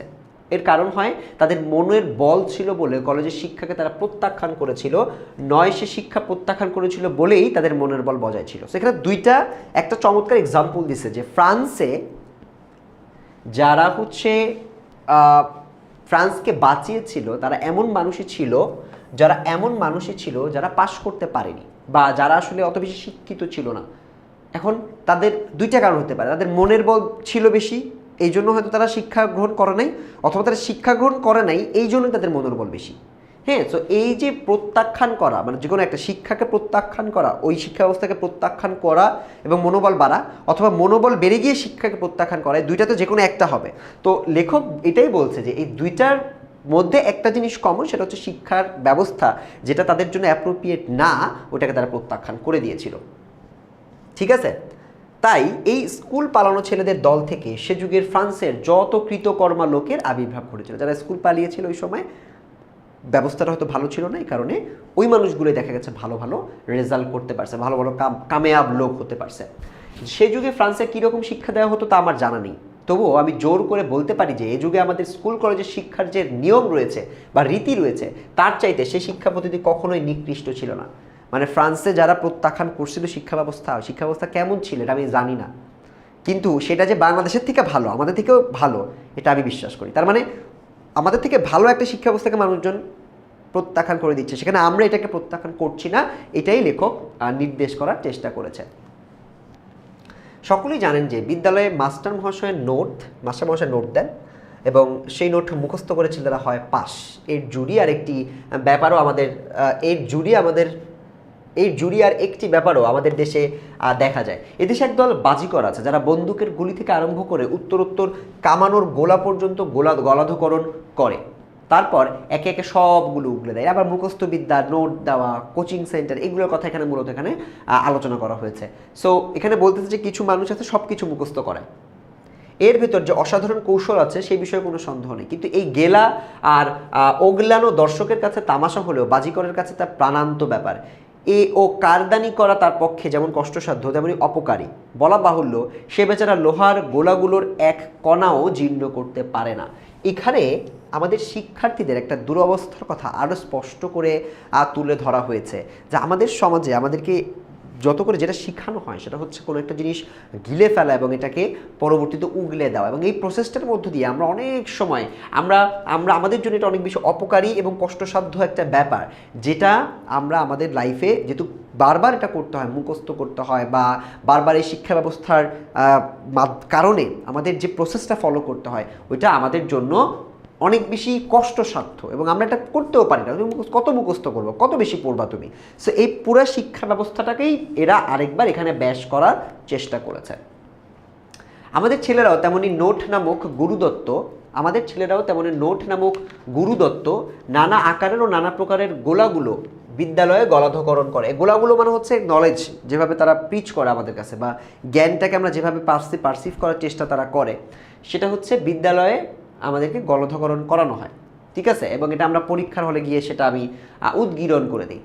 এজন্য সমাজ তাদের বাহবা দেয় দিই, কিন্তু মনে যেন না ভাবে যে এতে জাতির প্রাণশক্তি বাড়ছে। তো এই যে তুমি পরীক্ষায় পাশ করতেছো, পরীক্ষা পদ্ধতি যেটা আছে, তুমি যে পরীক্ষায় মানুষজনকে পাশ পড়তেছো, মুখস্থ করতেছো, মুখস্থ লিখে দিয়ে তুমি যে পাশ করতেছো, এটা তুমি হয়তো সফলভাবে করতে পারতেছো, ঠিক আছে, কিন্তু এটা আসলে তোমার জাতির প্রাণশক্তিকে বাড়িয়ে দিচ্ছে, এটা আসলে তুমি বলতে পারবা না। স্কুল কলেজে শিক্ষা যে অনেকাংশে ব্যর্থ সে বিষয়ে প্রায় অধিকাংশ লোকই একমত। শিক্ষাকে অনেকাংশে ব্যর্থ বলে দিছে। আমি বলি শুধু ব্যর্থ নয়, অনেক স্থলে মারাত্মক। কেননা আমাদের স্কুল কলেজের ছেলেদের স্বশিক্ষিত হবার সেই সুযোগ দেয় না, শুধু তাই নয়, স্বশিক্ষিত হবার শক্তি পর্যন্ত নষ্ট করে। লেখকের একটা মতামত এখানে আছে। লেখক বলতেছে যে আমাদের পৃথিবীতে আমাদের যে মানুষগুলো আছে, আমাদের স্কুল কলেজে যারা শিক্ষার্থীরা যারা যায়, অনেক মানুষ মনে করে যে এটা শুধুমাত্র ব্যর্থ, কিন্তু লেখক মনে করতেছে এটা ব্যর্থ না, এটা বরং মারাত্মক। কেন মারাত্মক? দুইটা কারণে। এক, এটা তাদের স্বশিক্ষিত হওয়ার মানে নিজে নিজে শিক্ষিত হতে চাওয়ার যে ইচ্ছাটা এটাকে নষ্ট করে দেয়, এবং তাদের যে শক্তিটা ছিল অর্থাৎ সৃজনশীল যে পাওয়ারটা আছে এটাকেও আরও বেশি নষ্ট করে দিচ্ছে। সেটাই লেখক এখানে আলোচনা করার চেষ্টা করছে। আমাদের শিক্ষাযন্ত্রের মধ্যে যে যুবক নিষ্পেষিত হয়ে বেরিয়ে আসে তার আপনার বলতে আর বেশি কিছু থাকে না, যদি না তার প্রাণ অত্যন্ত করা হয়। তার মানে তুমি যদি খুব ডান পিটে বা তোমার প্রাণের শক্তিটা যদি খুব বেশি না হয়, তুমি আসলে আমাদের শিক্ষা ব্যবস্থায় বের হয়ে আসলে বা পড়াশোনা শেষ করে বের হয়ে আসলে তোমার মধ্যে আসলে প্রাণ বলতে কিছু থাকে না। লেখক এটা মনে করছেন। সৌভাগ্যের বিষয় এই ক্ষীণপ্রাণ জাতির মধ্যেও জনকতক এমন কঠিন প্রাণের লোক আছে, মানে কিছু মানুষ আসলে আছে আমাদের সমাজে এরকম। এখন শিক্ষা পদ্ধতিও তাদের মনকে জখম করলেও একেবারে বধ করতে পারে না। এই সেম শিক্ষা ব্যবস্থার মধ্যে বাংলাদেশের কিছু মানুষ আছে যারা এখনও সুস্থ আছে বা ভালোভাবে কাজ করে যাচ্ছে, তাদের কথা এখানে বলতেছে যে তারা আসলে ওই শক্ত প্রাণ মানুষগুলোর মধ্যে কয়েকজন। আমি লাইব্রেরিকে স্কুল কলেজের উপর স্থান দিই এই কারণে যে ব্যাখ্যা করতেছে, আমি লাইব্রেরিকে স্কুল কলেজের উপর স্থান দিই এই কারণে যে এই স্থলে লোকে স্বেচ্ছায় স্বচ্ছন্দ চিত্তে স্বশিক্ষিত হওয়ার সুযোগ পায়। যেটা স্কুল কলেজে নাই, এটা লাইব্রেরিতে হয় সম্ভব। মানুষ চাইলে নিজে নিজে শিক্ষিত যে কোনো বই তুমি নিয়ে পড়তে পারো, পড়ে তুমি ওটাকে নিজের মতো করে জ্ঞান লাভ করতে পারো। প্রতিটি লোক তার স্বীয় শক্তি বা নিজের শক্তি এবং রুচি অনুযায়ী বা তার পছন্দ অনুযায়ী নিজের মনকে নিজের চেষ্টায় আত্মার রাজ্যে জ্ঞানের পথে এগিয়ে নিয়ে যেতে পারে। স্কুল কলেজ বর্তমানে আমাদের যে অপকার করছে, স্কুল কলেজ আমাদের অপকার করছে, সেই অপকারের প্রতিকারের জন্য বা সেটাকে আমাদের দূর করার জন্য শুধু নগরে নগরে নয়, গ্রামে গ্রামেও লাইব্রেরি প্রতিষ্ঠা করা কর্তব্য। আমি পূর্বে বলেছি যে লাইব্রেরি হাসপাতালের চাইতে কম উপকারী নয়। তার কারণ হচ্ছে আমাদের শিক্ষার বর্তমান যে অবস্থা, এই অবস্থায় লাইব্রেরি হচ্ছে একরকম মনের হাসপাতাল। লাইব্রেরিকে বলা হয়েছে একরকম মনের হাসপাতাল। তার মানে লাইব্রেরিতে গিয়ে তুমি যখন বই পড়বা তোমার মনটা ভালো থাকবে বা তোমার জ্ঞানের প্রসারটাকে তুমি আরও বেশি বাড়াতে পারবে বা প্রসারিত করতে পারবে। জ্ঞানের বিস্তৃতি এটাকে তুমি আরও বেশি বাড়াতে পারবে। ঠিক আছে, অ্যাপ্রোপ্রিয়েট একদম ওয়ার্ড দিয়ে বললাম। অতঃপর আপনারা জিজ্ঞাসা করতে পারেন যে বই পড়ার পক্ষ নিয়ে এই ওকালতি করবার, বিশেষত প্রাচীন নজির দেখাবার কি প্রয়োজন ছিল? মানে আমি যে এত বই পড়ার ওকালতি করতেছি, মানে পক্ষে গুণগান গাচ্ছি, এটার কারণটা কি?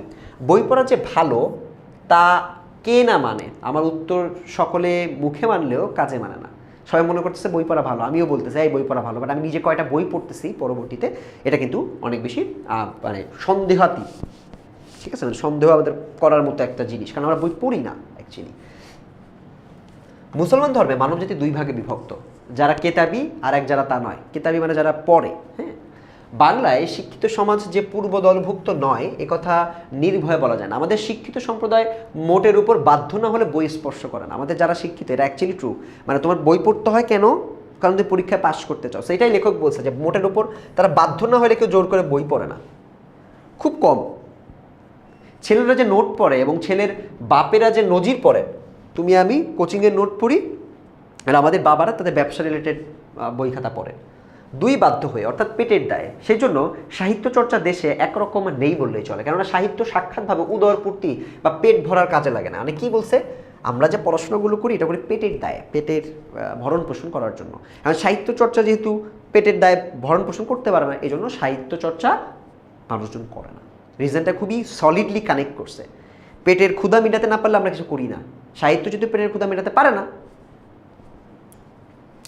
আচ্ছা, বাধ্য হয়ে বই পড়ায় আমরা এতটা অভ্যস্ত হয়েছি যে কেউ স্বেচ্ছায় বই পড়লে আমরা তাকে নিষ্কর্মার দলেই ফেলে দিই। অথচ এই কথাকে অস্বীকার করতে পারবেন না যে যে জিনিস স্বেচ্ছায় না করা যায় তাতে মানুষের মনের সন্তোষ নেই।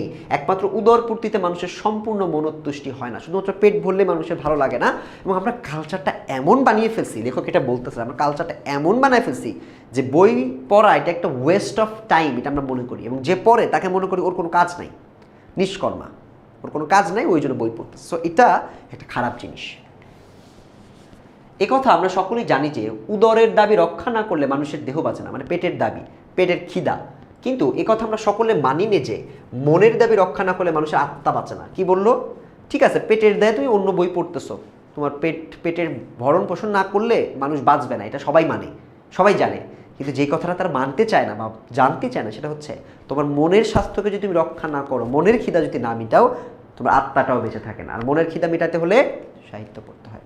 খুব চমৎকারভাবে লেখক এখানে বলছে যে মানুষের আসলে ভ্রান্তিটা কোথায়। দেহরক্ষা সকলের অবশ্য সকলেরই কর্তব্য, কিন্তু আত্মরক্ষাও অকর্তব্য নয়। মানে নিজের আত্মাকে বাঁচানো আসলে মানুষের কর্তব্য। মানবের ইতিহাসের পাতায় পাতায় লেখা রয়েছে যে মানুষের প্রাণ মনের সম্পর্ক যত হারায় ততই তা দুর্বল হয়ে পড়ে। এই প্রাণ মনের সম্পর্ক হচ্ছে বই খাতার মাধ্যমে বা সাহিত্যের মাধ্যমে সম্ভব। সো মানুষের মনটা দুর্বল হতে থাকে, অনেক বেশি ভঙ্গুর হতে থাকে। মনকে সজাগ ও সবল রাখতে না পারলে জাতির প্রাণ যথার্থ স্ফূর্তি লাভ করে না। তারপর যে জাতি যত নিরানন্দ সে জাতি তত নির্জীব। নিরানন্দ মানে যে জাতির প্রাণ নাই সে জাতি তত নির্জীব থাকতে থাকে। একমাত্র আনন্দের স্পর্শে মানুষের মন প্রাণ সজীব সতেজ ও সরাগ হয়ে ওঠে। সুতরাং সাহিত্য চর্চার আনন্দ থেকে বঞ্চিত হওয়ার অর্থ হচ্ছে জাতির জীবনী শক্তির হ্রাস করা। অতএব কোনো নীতির অনুসারেই তা কর্তব্য হতে পারে না, অর্থনীতিরও নয়, ধর্মনীতিরও নয়। এখানে বলতেছে অর্থনীতি বা টাকা পয়সার জন্য বা ধর্মনীতি বা ধর্মীয় নিয়মকানুন দুইটাই যদি তুমি দেখো, মানুষের অন্তরের আনন্দ ছাড়া সে আসলে নিস্তেজ হয়ে পড়ে। এবং তার এই নিস্তেজ হওয়া থেকে বাঁচানোর জন্য সাহিত্যের আনন্দ তার জন্য প্রয়োজন, এবং এই সাহিত্যের আনন্দ থেকে যদি কেউ বঞ্চিত হয়ে যায় তার মানে সেই জাতির জীবনী শক্তি বা সেই জাতির পাওয়ার, প্রত্যেকের মধ্যে থাকা যে আত্মবিশ্বাস ধ্বংস হয়ে যায়। লেখক এটাকেই খুব সুন্দর করে এখানে আলোচনা করার চেষ্টা করেছেন। কাব্যামৃতে যে আমাদের অরুচি ধরেছে তা সে অবশ্য আমাদের দোষ নয়, আমাদের শিক্ষার দোষ। আমাদের গল্প কবিতা সাহিত্যের প্রতি আমাদের যে আক্রোশ বা আমাদের যে অরুচি, পছন্দ হয় না, এটা একটা দায়বদ্ধতা আমাদের নিতে হবে। এটা আমাদের শিক্ষার দোষ। এখান থেকে এমসিকিউ দিয়েছে, কার দোষ? যার আনন্দ নেই সে নির্জীব। এ কথা যেমন সত্য, যে নির্জীব তারও আনন্দ নেই। ফ্লিপ করে দিল, ঠিক আছে, আপসাইড ডাউন বলতেছে যার আনন্দ নেই সে নির্জীব, আবার যে নির্জীব তার আবার আনন্দ থাকে না, ভাইস ভার্সা। যে নির্জীব তার আনন্দ নেই, সে কথা তেমনই সত্য। আমাদের শিক্ষায় আমাদের নির্জীব করেছে। জাতীয় আত্মরক্ষার জন্য এই শিক্ষার উল্টো টান যে আমাদের টানতে হবে, অর্থাৎ শিক্ষার পরিবর্তন যে করতে হবে, এ বিষয়ে আমি নিঃসন্দেহ, আমার কোনো সন্দেহ নাই, এবং টানা প্রয়োজন। এই বিশ্বাসের বলেই আমি স্বেচ্ছায় সাহিত্য চর্চার সপক্ষে এত বাক্য ব্যয় করলাম। সে বাক্যে আপনাদের মনোরঞ্জন করতে সক্ষম হয়েছে কিনা জানি না, মানে আপনাদেরকে খুশি করতে পেরেছি কিনা জানি না, সম্ভবত আমরা হই নাই। কেননা আমাদের দুরবস্থার কথা যখন স্মরণ করি তখন খালি কোমল সুরে আলাপ করা আর চলে না, মনের আক্ষেপ প্রকাশ করতে মাঝে মাঝেই কড়ি লাগাতে হয়। মানে তোমাদের মনের আক্ষেপকে যদি মিটাতে হয় তাহলে তোমাদেরকে কড়ি লাগাতে হবে। এমসিকিউতে আসবে, বাট এখানে ভাবমূর্তিটা বা ভাব যেটা প্রকাশ করার চেষ্টা করা হয়েছে, যে উনি মনে করতেছে যে কথাগুলো তিনি বলছেন এগুলোর গুরুত্ব আমরা বুঝবো না। তার কারণ হচ্ছে কোমলভাবে বলছে, তো এটা আসলে মানুষের মনে আঘাত করতে পারে না। সুন্দরভাবে বলছে, বাট সত্য কথা বলছে। তো আমাদের রিয়েলাইজেশনের জন্য মাঝে মাঝে কড়ি লাগানোর প্রয়োজন ছিল। এবং যেহেতু আমরা এক্সিস্টিং বর্তমান শিক্ষা ব্যবস্থার মধ্যেই আছি, সেজন্য আমাদের মাথায় এটা ঢুকতে চাবে না। এটাই তিনি একটা সন্দেহ পোষণ করেছেন। সো আমাদের গল্পটা পড়া শেষ হলো। এবার একটু আমরা আস্তে আস্তে আমরা সামনের দিকে আগাবো।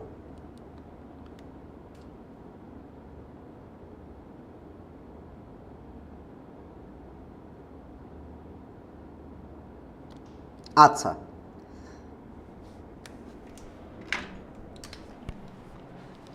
এবার একটু আমরা চলে যাব আমাদের পরবর্তী অংশ, সেটা হচ্ছে লেখক পরিচিতি। সো এই গল্পের লেখক পরিচিতিটা আমাদের জন্য কতটুকু গুরুত্বপূর্ণ এটা আমাদেরকে একটু বুঝতে হবে। আমরা একটা গল্প পড়লাম এবং আমরা বোঝার চেষ্টা করব যে এই গল্পটা বা এই প্রবন্ধটা, এই গল্পের লেখক যিনি, তার কোন অংশ থেকে আমাদের বোর্ডে বারবার প্রশ্ন পরীক্ষায় আসে। প্রথমত প্রমথ চৌধুরী, তিনি তার লেখা আমরা বিভিন্ন ক্লাসে বিভিন্ন সময় পড়েছি, কিন্তু এই বই পড়াটা এটা একটা অন্যতম লেখা, কারণ এখানে আমাদের শিক্ষা ব্যবস্থাকে ক্রিটিসাইজ করা হয়েছে। তো এখানে প্রমথ চৌধুরী যেই তথ্যগুলো তোমার পরীক্ষায় আসার মতো, সেগুলো হচ্ছে, এক, তার জন্মসালটা তোমাকে মনে রাখতে হবে এবং তিনি যশোরে জন্মগ্রহণ করেন। এবং এই প্রমথ চৌধুরী যে যশোরে জন্মগ্রহণ করেছেন তোমার বিভিন্ন সময় তোমার নলেজে কাজে লাগতে পারে। তার পৈতৃক নিবাস ছিল পাবনা জেলার হরিপুর গ্রামে। তার শিক্ষা জীবন অসাধারণ কৃতিত্বপূর্ণ, এগুলো তোমাদের এমসিকিউতে আসবে না। তিনি 1890 খ্রিস্টাব্দে কলকাতা বিশ্ববিদ্যালয় থেকে ইংরেজি সাহিত্যে প্রথম শ্রেণীতে MA ডিগ্রি লাভ করেন। এই যে তিনি কলকাতা বিশ্ববিদ্যালয় থেকে ইংরেজি সাহিত্যে প্রথম শ্রেণীতে MA ডিগ্রি লাভ করছে, এই তথ্যটা দরকার, প্রয়োজনীয় তথ্য, ঠিক আছে। এবং তিনি ব্যারিস্টারি পড়ার জন্য বিলাত যান। বিলাত থেকে ফিরে এসে ব্যারিস্টারি পেশায় যোগদান করেন। তিনি কিছুকাল ইংরেজি সাহিত্য অধ্যাপনা করছে এবং সাহিত্য চর্চায় তিনি মনোনিবেশ করেন। তার সাহিত্যিক ছদ্মনাম ছিল বীরবল। এমসিকিউ, বীরবল ছিল আবার রবীন্দ্রনাথ দাগিয়ে দিও না, হ্যাঁ, এটা হচ্ছে, বা কাজী নজরুল দাগিয়ে দিও না, বলো বীর, এটার কথা চিন্তা করে যেন আবার নজরুল দাগিয়ে দিও না, এটা হচ্ছে প্রমথ চৌধুরীর কথা তুমি দাগাতে পারো। তার সম্পাদিত সবুজপত্র বাংলা সাহিত্যের চলতি ভাষারীতি প্রবর্তনে অগ্রণী ভূমিকা পালন করেন। সবুজপত্র থেকে প্রশ্ন আমি আসতে দেখেছি। আচ্ছা, বীরবলের হালখাতা, রায়তের কথা, চারিয়ারি কথা, আহুতি, প্রবন্ধ সংগ্রহ, নীললোহিত, সনেট 50, পদাচরণ, পদচারণ ইত্যাদি, এগুলো সব মোটামুটি আমাদের প্রত্যেকটা গল্পের বই বা লেখার বইগুলো, তোমাদের গ্রন্থগুলো তোমাদের তোমাদের মনে রাখতে হবে, কারণ গ্রন্থগুলো থেকে কিন্তু আমরা পরীক্ষায় প্রশ্ন আসতে দেখেছি। এবার আমরা তোমাদের এক কথায় এই প্রবন্ধের যে গুরুত্বপূর্ণ লাইনগুলো আছে এগুলো একটু তোমাদেরকে বলে দিব। বই পড়া এই প্রবন্ধটির যেই তথ্যগুলো তোমাকে মনে রাখতেই হবে সেগুলো আছে আমার আজকের ক্লাসে। সেগুলো হচ্ছে এই লাইনগুলো তোমাকে মনে রাখতে হবে এবং ইনশাআল্লাহ তুমি এখান থেকে তোমার পরীক্ষায় কমন পেতে পারো। সো আমাদের প্রবন্ধের যে ঘটনা এবং খুঁটিনাটি মনে রাখতে হবে। শিক্ষার সর্বপ্রথম অঙ্গ কোনটাকে বলা হয়েছিল? এটাকে বলা হয়েছিল হচ্ছে সাহিত্য চর্চাকে। সাহিত্য চর্চা। মানুষের সম্পূর্ণ মনের সাক্ষাৎ পাওয়া যায় কোথায়? মানুষের সম্পূর্ণ মনের সাক্ষাৎ পাওয়া যায় সাহিত্যে। মন গঙ্গার তোলা জল, এটা কি? এটা হচ্ছে দর্শন বা বিজ্ঞান। সাহিত্য চর্চার একমাত্র উপায় কি? সাহিত্য চর্চার একমাত্র উপায় হচ্ছে বই পড়া। কোথায় গিয়ে পড়া? লাইব্রেরিতে গিয়ে পড়া। এর মধ্য দিয়ে আমাদের জাত মানুষ হবে। এখানে আরো বলা হয়েছে ডেমোক্রেসির গুরুরা কি চেয়েছিলেন? ডেমোক্রেসির গুরুরা কি চেয়েছিলেন? তারা চেয়েছিলেন সবাইকে সমান করতে, কিন্তু আমরা এটা উল্টো বুঝে সবাই বড় হওয়ার চেষ্টা করেছি, বড় মানুষ হওয়ার চেষ্টা করেছি। এটা কিন্তু আমাদের গল্পে খুব সুন্দর করে বলা ছিল। আচ্ছা, আমাদের প্রবন্ধে আমরা আয়ত্ত করতে পারিনি কি? ডেমোক্রেসির গুণ। আমরা কি আয়ত্ত করেছি? ডেমোক্রেসির খারাপ দিকগুলো, ঠিক আছে, ডেমোক্রেসির দোষ। শিক্ষার ফল পাওয়া যায় না কিভাবে? হাতে হাতে পাওয়া যায় না, মানে ইনস্ট্যান্ট নগদ পাওয়া যায় না। নগদ বাজার দর নেই কিসের? শিক্ষার বা সাহিত্যের। এটা সাহিত্যেরও হতে পারে, ঠিক আছে, সাহিত্যের লিখতে পারো তোমরা। সাহিত্যের নগদ বাজার দর নেই। সংক্রামক ব্যাধি, স্বাস্থ্য নয়, মানে কোনটি সংক্রামক? ব্যাধি নাকি স্বাস্থ্য? তুমি বলবা ব্যাধি। আচ্ছা, আরও কিছু আছে। শিক্ষিত সমাজের দৃষ্টি নিবদ্ধ, ঠিক আছে, এবং অর্থের উপর নিবদ্ধ মানে কোথায় তাদের লোলুপ দৃষ্টি আছে? টাকা পয়সার উপরে, এটা তো আমরা পড়েছি। আচ্ছা, অনেকেই সন্দিহান। কেন সন্দিহান? কি নিয়ে সন্দিহান? সাহিত্য চর্চার যে কোনো বেনিফিট আছে এটা নিয়ে তারা সন্দিহান। সাহিত্যের জন্ম হয়েছে কিভাবে? এটাও আমাদের গুরুত্বপূর্ণভাবে ছিল, এটা পড়ে ফেলবা। দর্শন, বিজ্ঞান, ধর্মনীতি, অনুরাগ, বিরাগ, আশা, নৈরাশ্য, সৎ ও স্বপ্নের যে সমন্বয়, এটার সমন্বয়ে আমাদের সাহিত্যের জন্ম হয়েছিল। এটা আমাদের পরীক্ষার জন্য গুরুত্বপূর্ণ তথ্য। সাহিত্যের উপর ন্যস্ত আছে কি? সাহিত্যের উপর দায়িত্ব আছে কোনটা? মানুষের মনকে সরল, সচল, সরাগ ও সমৃদ্ধ করার ভার, এই দায়িত্বটা ন্যস্ত আছে সাহিত্যের উপরে। সো এই যে লাইনগুলো আমাদের দেওয়া আছে, এগুলো খুঁটিনাটি খুবই গুরুত্বপূর্ণ লাইন, যেগুলো থেকে জ্ঞানমূলক এবং তোমরা বহু নির্বাচনীতে অনেকগুলো কমন পাবে ইনশাআল্লাহ। প্রাবন্ধিকের মতে বেশি বেশি লাইব্রেরি প্রতিষ্ঠা প্রয়োজন কেন? সাহিত্য চর্চার জন্য, দেশের উপকারের জন্য। খুবই সহজ ছিল এটা। লাইব্রেরিতে মানুষ স্বশিক্ষিত হওয়ার সুযোগ পায় স্বেচ্ছায়, স্বচ্ছন্দ চিত্তে, বা নিজের ইচ্ছায়, নিজের শক্তিতে, নিজের রুচি বা অভিমত অনুযায়ী। প্রাবন্ধিকের মতে লাইব্রেরির সার্থকতা কেমন? লাইব্রেরির সার্থকতা হাসপাতালের চেয়ে কম। দেখছো, আমরা একদম একটু হাসপাতালের চেয়ে কম নয়, মানে প্রায় হাসপাতালের সমান, এবং স্কুল কলেজের থেকে একটু বেশি। এই তথ্যটা থেকে বারংবার প্রশ্ন আসতে দেখা গেছে। আমরা একটু পরে প্রশ্ন দেখব। সাহিত্য চর্চার থেকে বঞ্চিত হওয়া মানে জাতির জীবনী শক্তি হ্রাস করা। সো এগুলো আমাদের পরীক্ষার জন্য গুরুত্বপূর্ণ। এবার একটু তোমাদেরকে আমি দেখাই দিই যে লিমন ভাইয়া, আপনি তো বললেন যে অংশগুলো দাগিয়ে দিয়েছেন সেখান থেকে প্রশ্ন আসবে। চলো এটার প্রমাণ একটু দেখা যায়। তো আমাদের এখানে একটা সৃজনশীল প্রশ্ন আছে যেটা ময়মনসিংহ বোর্ডে আসছে। ময়মনসিংহ বোর্ডের তোমরা আমার সাথে একটু দেখবা। এখানে আমাদের কয়েকটা প্রশ্ন আছে যেগুলো আমরা পারি কিনা, আমি দাগিয়ে দিয়েছি। পেশাদারদের মহাভ্রান্তি কি? তোমাদেরকে আমি বলেছি পেশাদারদের মহাভ্রান্তি হচ্ছে সে যেই পেশায় আছে, আমি কিন্তু তোমাদের সাথে পড়লাম, তোমাদের সাথে উত্তর দিচ্ছি। যেই পেশায় আছে ওই পেশার বাইরের কিছু যে তার প্রয়োজন নাই, জানার প্রয়োজন নাই, এটা হচ্ছে পেশাদারের মহাভ্রান্তি। দেখছো, সেম। সাহিত্য চর্চার সুফল সম্বন্ধে অনেকেই সন্দিহান। এই যে সন্দিহান দাগায় দিয়েছিলাম, এই সন্দিহান প্রশ্ন থেকে কিন্তু প্রশ্ন আসতে দেখা গেছে যে সাহিত্য চর্চার সুফল সম্বন্ধে সন্দিহান হচ্ছে যেহেতু তাদের দৃষ্টিটা হচ্ছে অর্থের উপরে আছে, অর্থই সব কিছু তাদের কাছে সব থেকে বেশি গুরুত্বপূর্ণ। এই কারণে তারা অনেক বেশি কনফিউজড যে সাহিত্য চর্চা করে আসলে লাভটা কি। এই জিনিসটা কানেক্ট করতে হবে। উদ্দীপকের মামুন মোল্লার মনোভাব বই পড়া প্রবন্ধে যে দিকটি নির্দেশ করে, সেখানে একটা আছে কি? পেশা তার দর্জিগিরি, কিন্তু নেশা তার বই পড়া। বাল্যকালে পিতা মারা যাওয়ায় পঞ্চম শ্রেণীর পড়তে পারেনি কাশেম মিয়া, তবে বই পড়ার নেশা থেকে বাড়ির পাশে প্রায় 2000 বই নিয়ে গড়ে তুলেছে স্বপ্নগড়ি লাইব্রেরি। গ্রামের ছোট বড় সবাই সেখানে জ্ঞান চর্চা করে। শিক্ষার্থীরা পাঠ্য বইয়ের পাশাপাশি অন্যান্য বইও পড়ে, কিন্তু ব্যবসায়ী মামুন মোল্লা তার সন্তানকে ওই লাইব্রেরিতে যেতে নিষেধ করে বলে, তোমার এত জ্ঞান অর্জনের দরকার নেই, বাসায় প্রাইভেট শিক্ষক রেখেছি, তার কাছে পড়ে A+ অর্জন করো। আমরা বুঝতে পারতেছি যে উদ্দীপকের মামুন মোল্লার মনোভাব বই পড়া প্রবন্ধের যে দিকটিকে নির্দেশ করে সেটা হচ্ছে আমাদের শিক্ষা ব্যবস্থার যে গলদটি আছে, যেখানে মুখস্থ করতে হবে এবং মুখস্থ করে সেটা পরীক্ষায় লিখতে হবে। আমি কিন্তু পড়িয়েছি ওই অংশটা, তোমরা এখানে সুন্দর করে কল্পনা করে লিখবে বা তুলনা করে লিখবে যে এই নির্দেশনাটি আমাদের শিক্ষা ব্যবস্থার একটি ফল, যে শিক্ষা ব্যবস্থায় মুখস্থ করতে হবে, ওগুলো দিতে হবে, পারুক বা না পারুক। এখানে মা এবং ছেলের একটা যে মা যে বাচ্চাকে তোমার দুধ খেতে বলে, গরুর দুধ খেতে বলে, এই গরুর দুধ খাওয়ার ঘটনাটাকেও তুমি এখানে রিলেট করতে পারো। সো ময়মনসিং বোর্ড এটা আমরা সলভ করতে পারবো। কাশেম মিয়ার উদ্যোগের মধ্যে প্রমথ চৌধুরীর আকাঙ্ক্ষার প্রতিফলন ঘটেছে। অবশ্যই প্রমথ চৌধুরী এটি চেয়েছেন যে লাইব্রেরি প্রতিষ্ঠা হোক, মনের স্বাস্থ্যের কথা বলছে, অনেক কিছু বলছে। এগুলো তোমরা এখানে ঘ নাম্বারে 4টা প্যারায় আলাদা আলাদাভাবে আলোচনা করে দিবে। আমার মনে হয় এটা আমরা পারবো। আচ্ছা, পরেরটা, শিক্ষক কিসের সন্ধান দিতে পারেন? পেশাদারের মহাভ্রান্তি। দেখছো, পেশাদারের মহাভ্রান্তি আবার আসছে। শিক্ষক জ্ঞানের সন্ধান দিতে পারেন বা কিভাবে জ্ঞান লাভ করতে হয় তার ভিতরের যে জীবনী শক্তি সেটা সন্ধান দিতে পারেন। পেশাদারের মহাভ্রান্তি আমি একটু আগে বলছি, এটা আবার আসছে। উদ্দীপকের রেবেকার মানসিকতা বই পড়া প্রবন্ধের যে দিকটি ফুটে উঠেছে। সো এখানে রেবেকা হচ্ছে বিয়ের 10 বছর পর রেবেকার একটি পুত্র সন্তান হয়। অনেক সাধনার পুত্রকে বড় করতে গিয়ে তিনি দুধ, ডিম, কলা জোর করে খাওয়াতে থাকেন। সো আমরা বুঝে ফেলছি যেখানে যে মায়ের আমাদের শিক্ষা ব্যবস্থার সাথে যে তুলনা ছিল না, যে জোর করে আমরা কোনো একটা জিনিস চাই অভিভাবক হিসেবে, সেইটাই কিন্তু একদম ডাইরেক্ট ডিমের উদাহরণটা এখানে দিয়ে দিচ্ছে। সেটা তোমরা ওখান থেকে লিখতে পারো। উদ্দীপকের ডাক্তারের বক্তব্যের মধ্যে প্রমথ চৌধুরীর আকাঙ্ক্ষা, একই প্যাটার্নের কোশ্চেন। দেখছো, দিনাজপুর বোর্ডের একই প্যাটার্নের প্রশ্ন, যে প্রমথ চৌধুরীর ভাবটা কি ছিল, সেই ভাবটার সাথে মিলল কিনা। প্রত্যেকটা উদ্দীপকের 2টা ক্যারেক্টার, একটা ক্যারেক্টার নেগেটিভ, একটা ক্যারেক্টার প্রমথ চৌধুরীর মতো। সো এটা তোমাদের লিখতে হবে। প্রমথ চৌধুরীর সাহিত্যিক ছদ্মনাম বীরবল। সাহিত্য চর্চার জন্য লাইব্রেরির প্রয়োজনীয়তা ব্যাখ্যা করো। এটা একটু কম গুরুত্বপূর্ণ আমরা দেখছিলাম, বাট তারপর এটা আমরা ব্যাখ্যা করতে পারবো মানুষের মনের অবস্থার ডেভেলপমেন্টের জন্য। উদ্দীপকের কালামের বাবা ও অন্যান্য আত্মীয়দের মানসিকতায় বই পড়া প্রবন্ধের যে ভাব ফুটে উঠেছে। উদ্দীপকের কালাম যেন বই পড়া প্রবন্ধের লেখকের মানুষপুত্র, মানে লেখকের মতোই কথা বলতেছে, একই প্রশ্ন। দেখছো, গ আর ঘ কিন্তু দুইটাতে সিমিলার। তাহলে আমরা কিন্তু একটা প্যাটার্ন ধরে ফেললাম, বই পড়ার একটা প্যাটার্ন কিন্তু আমরা ধরে ফেললাম, যে বই পড়া প্রবন্ধ থেকে আমাদের প্রশ্নটা এভাবেই আসে। 2টা ক্যারেক্টার দেয়, একটা ক্যারেক্টারের সাথে বলে কি যে এটা হচ্ছে বই পড়ার কোন দিকটাকে নির্দেশ করতেছে, লিখো। কোনো একটা নেগেটিভ দিক হতে পারে। আর আরেকটা থাকবে, আরেকজন ক্যারেক্টার থাকবে যে হচ্ছে প্রমথ চৌধুরীর মতো বই পড়াকে ভালো বলবে, সেটা তোমরা ঘ নাম্বারে পাবে। সো খুবই কিন্তু কমন পাওয়ার সম্ভাবনা আছে এই প্যাটার্নে যদি তোমরা পড়ো। প্রমথ চৌধুরী সাহিত্যিক, আচ্ছা এটা পড়ে ফেলছি।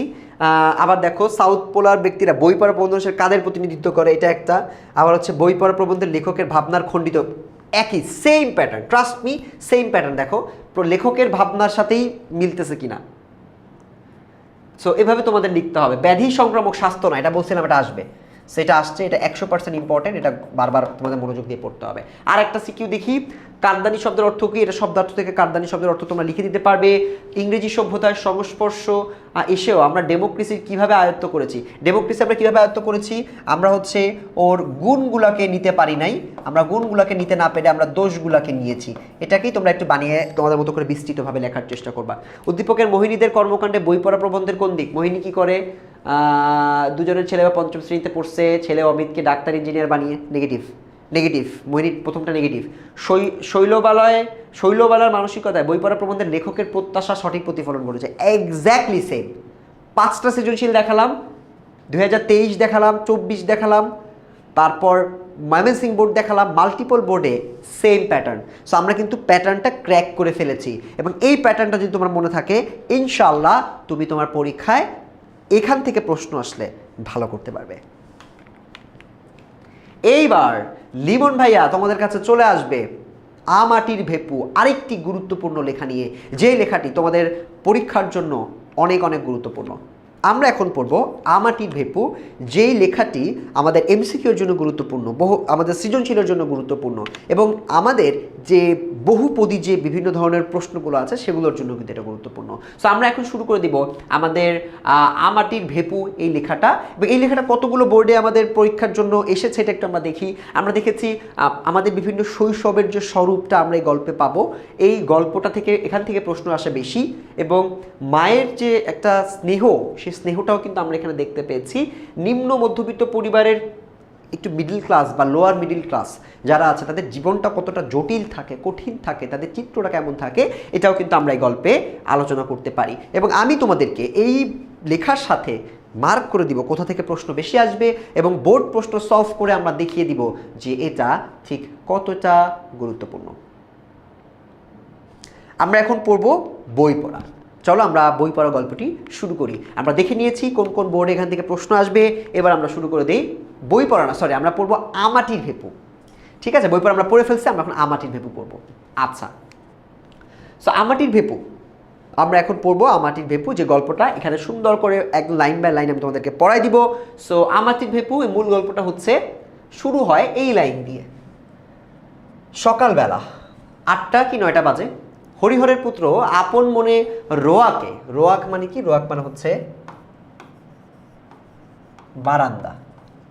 ঠিক আছে, বারান্দায় বসিয়া খেলা করিতেছে। তাহার একটা ছোট টিনের বাক্স আছে, সেটার ডালা ভাঙা, ডালাটা ভেঙে গেছে। বাক্সের সমুদয় সম্পত্তি সে উপর করিয়া মেঝেতে ঢালিয়াছে, মানে বাক্সের মধ্যে যা যা ছিল উপর করে ঢালা শুরু করছে। একটা রং ওঠা কাঠের ঘোড়া, একটা রং ওঠা কাঠের ঘোড়ার মধ্যে ছিল 4 পয়সা দামের একটা টোল খাওয়ার টিনের ভেপু বাসি। এই 4 পয়সা যে দাম, এটা থেকে বহু নির্বাচনী আসে। 4 পয়সা দামের একটা টোল খাওয়া টিনের ভেপু বাসি, গোটা কতক কড়ি, কিছু কড়ি থাকে, এগুলো সে মায়ের অজ্ঞাতসারে লক্ষ্মী পূজার কড়ির চুপড়ি হইতে খুলিয়া আনিয়েছিল। এই তথ্যটা ইম্পর্টেন্ট। লক্ষ্মী পূজার কড়ির চুপড়ি, ঠিক আছে, যে কড়িগুলো কোথা থেকে আনছে সেটা তোমাদেরকে মনে রাখতে হবে। লক্ষ্মী পূজার কড়ির চুপড়ি হইতে খুলিয়া লইয়াছিল। ও পাছে কেউ টের বা কেউ যেন না দেখতে পায় এই ভয়ে সবসময় সেটা লুকাইয়া রাখে। একটা 2 পয়সা দামের পিস্তলটা 2 পয়সাটা মনে রাখতে হবে। কতগুলো শুকনো নাটা ফল, এক ধরনের ফল, দেখিতে ভালো বলিয়া তাহার দিদি, মানে নাটা ফলগুলো হয়তো দেখতে সুন্দর, এজন্য তার দিদি কোথা হইতে অনেকগুলো কুড়াইয়া আনিয়াছিল। কিছু তাহাকে দিয়াছে, কিছু নিজের পুতুলের বাক্সে রাখিয়া দিয়াছে। খান কত খাপড়ার কুচিও ছিল এর মধ্যে, খাপড়া। হ্যাঁ, গঙ্গা যমুনা খেলিতে এই খাপড়াগুলির লক্ষ্য অব্যর্থ বলিয়া বিশ্বাস হওয়ায় সেগুলো সযত্নে বাক্সে রাখিয়া দিয়েছে। খাপড়ার কুচি হচ্ছে এক ধরনের একটা খেলার এলিমেন্টস, উপাদান বলতে পারো, যেটা দিয়ে তারা হচ্ছে এই গঙ্গা যমুনা খেলে। ঠিক আছে, সেগুলি সযত্নে বাক্সে রাখিয়া দিয়েছে। এগুলি তাহার মহামূল্যবান সম্পত্তি। এতগুলো জিনিসের মধ্যে সবে সে টিনের বাঁশিটা কয়েকবার বাজাইয়া সেটির সম্বন্ধে বিগত কৌতূহল হইয়া তাহাকে একপাশে রাখিয়া দিয়াছে। তো এত কিছু যে তার মধ্যে ছিল, তার টিনের বাক্সটার মধ্যে, তার যে বাক্সটা, এর মধ্যে যে সম্পত্তিগুলো, এর মধ্যে তার সব থেকে বেশি গুরুত্বটা পেয়েছিল আমাদের এই যে বাঁশিটা, যেটা সে কয়েকবার বাজিয়েছে এবং বাজিয়ে আগ্রহের সাথে তাহাকে রাখিয়া দিয়েছে।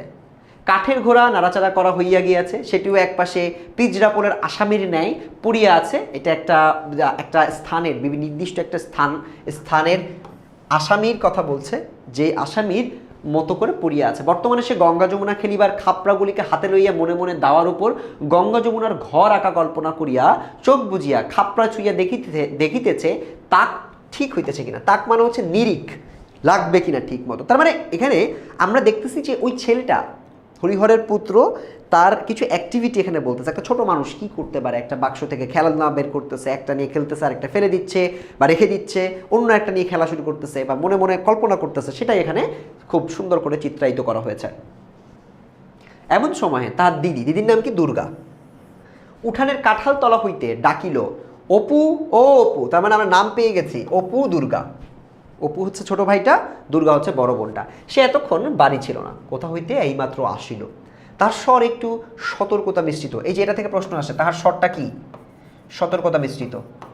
মানুষের গলার আওয়াজ পাইয়া অপু কলের পুতুলের মতো লক্ষ্মীর, কলের পুতুল মানে যেটা মানে কিছু একটা নিয়ম মতো হয়, কিছু একটা দিলে চাবি ঘুরাইলে চলতে থাকে একই নিয়মে। সো এরকম কলের পুতুলের মতো, যেহেতু মানুষ এসে গেছে, ওর আবার ওটাতে লুকায় ফেলতে হবে। সো কলের পুতুলের মতো লক্ষ্মীর চুপড়ির কড়িগুলো, এই লাইনটা ইম্পর্টেন্ট। কোনটাকে বেশি সে লুকায় ফেলে? লক্ষ্মীর চুপড়ির কড়িগুলো তাড়াতাড়ি লুকাইয়া ফিরিল। পরে বলিল, কিরে দিদি? দুর্গা হাত নাড়িয়া ডাকিল, আয় এদিকে আয়, শোন। দুর্গার বয়স কত? দুর্গার বয়স 10-11 বছর। গরম পাতলা রং, অপুর মতো অতটা ফর্সা নয়, তারপরে অপু একটু আমাদের ফর্সা, এবং গায়ের রংটা একটু চাপা। হ্যাঁ, মানে ফর্সা না, একটু গায়ের রংটা চাপা, বা একটু বলতে পারো যে আমাদের মতো শ্যামলা বলতে পারো। আচ্ছা, বা আরেকটু শ্যামলা থেকে আরেকটু হয়তো কালো বলতে পারো তুমি। হাতে কাচের চুড়ি, পরনে ময়লা কাপড়, মাথার চুল রুক্ষ মানে তেল নেওয়া নাই এরকম।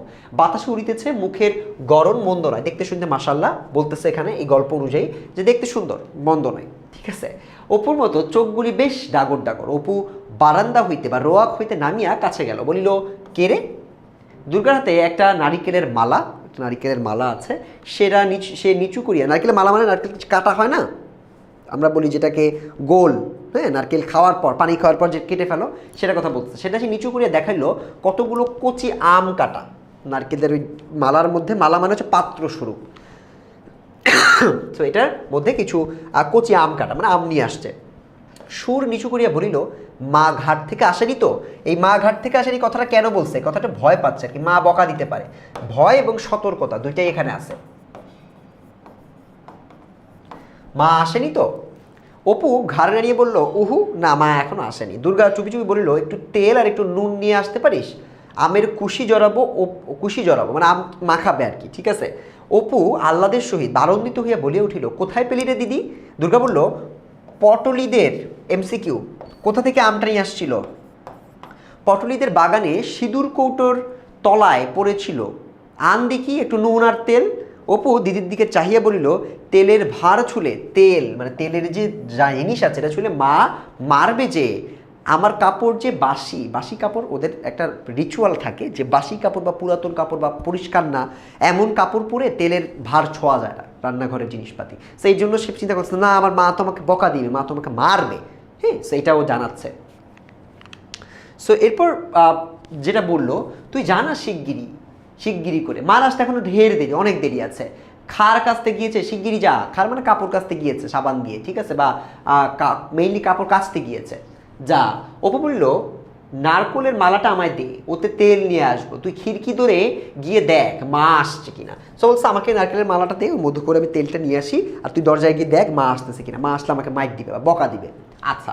দুর্গা নিম্নস্বরে বলল, তেল টেল যেন মাঝিতে ফেলিস নে, মেঝেতে ফেলিস নে, সাবধানে নিবি, নইলে মা টের পাবে তুই তো একটা হাবা ছেলে, তুই তো একটা হাবা ছেলে। এটা সিকিউতে আসে, হ্যাঁ, ছোট ভাইয়ের প্রতি যে তার একটা ভালোবাসা, প্রীতি বা স্নেহময় কথা, বা তার ছোট ভাইটা যে বুঝতে পারে না, নাও বুঝতে পারে, তেল ফেলে দিতে পারে, তাদের দুজনকে ধরা খাওয়াই দিতে পারে, সেই যে হাবা ছেলে বলা, এটা থেকে কিন্তু খ নম্বরের প্রশ্নটা আসতে দেখা যায়। অপু বাড়ির মধ্য হইতে বাহির হইয়া আসিলে দুর্গা তাহার হাত হইতে মালা লইয়া, অপু বাড়ির মধ্য হইতে বাহির হইয়া আসিলে, নিয়ে আসলো যখন, দুর্গা তাহার হাত হইতে মালা লইয়া আমগুলি বেশ করিয়া মাখিল, বলিল, নে হাত পাত, মানে আম মাখানো হয়ে গেছে। তুই অতগুলো খাবি দিদি? আমাদের ছোট ভাই বোনের মধ্যে হয় না, যখন আমাদেরকে খেতে দেয় কিছু একটা, আমি বলি যে তুই এতগুলো নিলি, আমার এইটুকু দিচ্ছিস কেন? তো ওইরকম বলতেছে, তুই অতগুলো খাবি দিদি? অতগুলি বুঝি হলো, এই তো ভারী বেশি, যা, আচ্ছা নে আর দুখানা, ঠিক আছে, দেখতে বেশ হয়েছে রে, একটা লঙ্কা আনতে পারিস? আর একখানা দেবো তাহলে। সো ওকে দুইখানা দিছে, আরও এক্সট্রা দেওয়ার বলছে, একটা লঙ্কা মরিচ নিয়ে আয়, তাহলে তোকে আমি আরও এক পিস দিব, হ্যাঁ, লোভ দেখাচ্ছে। লঙ্কা কি করে পারবো দিদি? মা যে তক্তার উপর রেখে দেয়, মানে অনেক উপরে হয়তো রেখে দিচ্ছে, আমি যে নাগাল পাই না। তবে থাকবে, যাক, আবার ওবেলা আনবো। এখন পটলিদের ডোবার ধারের আম গাছটা, পটলিদের ডোবার ধারের আম গাছ, এটা ইম্পর্টেন্ট, আম গাছটায় গুটি যা ধরেছে দুপুরের রোদে তলায় ঝরে পড়ে। তার মানে ও বলতেছে যে আম ঠিক আছে, এখন আর মরিচ আনার দরকার নাই, পটলিদের ডোবার ধারে যে পরিমাণে আম পড়তেছে, ওই আমটা আমি পরে আবার আনলে তখন আমরা এভাবে খাবো। দুর্গাদের বাড়ির চারিদিকেই জঙ্গল। হরিহর রায়ের জ্ঞাতি ভ্রাতা নীলমণি রায়, এমসিকিউ পেয়ে গেছে আরেকটা। হরিহর রায়ের জ্ঞাতি ভ্রাতা নীলমণি রায় সম্প্রতি গত বছর মারা গিয়েছেন, তাহার স্ত্রী পুত্রকন্যা লইয়া নিজ পিত্রালয়ে বাস করিতেছেন। সো এখানে আমাদের নীলমণি রায়ের কথা বলতেছে, কাজেই পাশের এই ভিটাও জঙ্গলাবৃত হইয়া পড়িয়া আছে।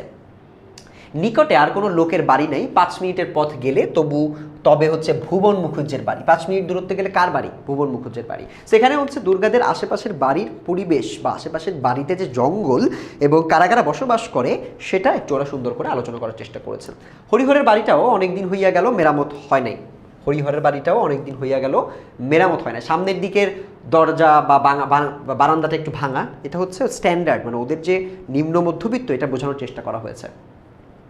হরিহরের বাড়িটা অনেক দিন হইয়া গেল মেরামত হয় নাই, সামনের দিকের রোয়াকটা ভাঙা, ফাটলে বন বিছুটির ও কালো মেঘ গাছের কি বলছে সামনের দিকে রোয়াকটা ভাঙা এবং এই ভাঙা যে ফাটলগুলো আছে এখানে বন বিছুটি ও কালো মেঘ গাছের, কালো মেঘ এটা গাছ, গাছের বন গজাই আছে, ঘরের দোর জানালার কপাট সব ভাঙা, নারিকেলের দড়ি দিয়া গরাদের সঙ্গে বাঁধা আছে। সে এই লাইনগুলো দ্বারা বোঝা যাচ্ছে যে তারা আসলে খুব গরিব ঘর এবং তারা আসলে নিম্ন মধ্যবিত্ত মানুষ এবং সেটাই মূলত এখানে তাদের মধ্যে ফুটিয়ে তোলা হয়েছে লেখাগুলোর মাধ্যমে।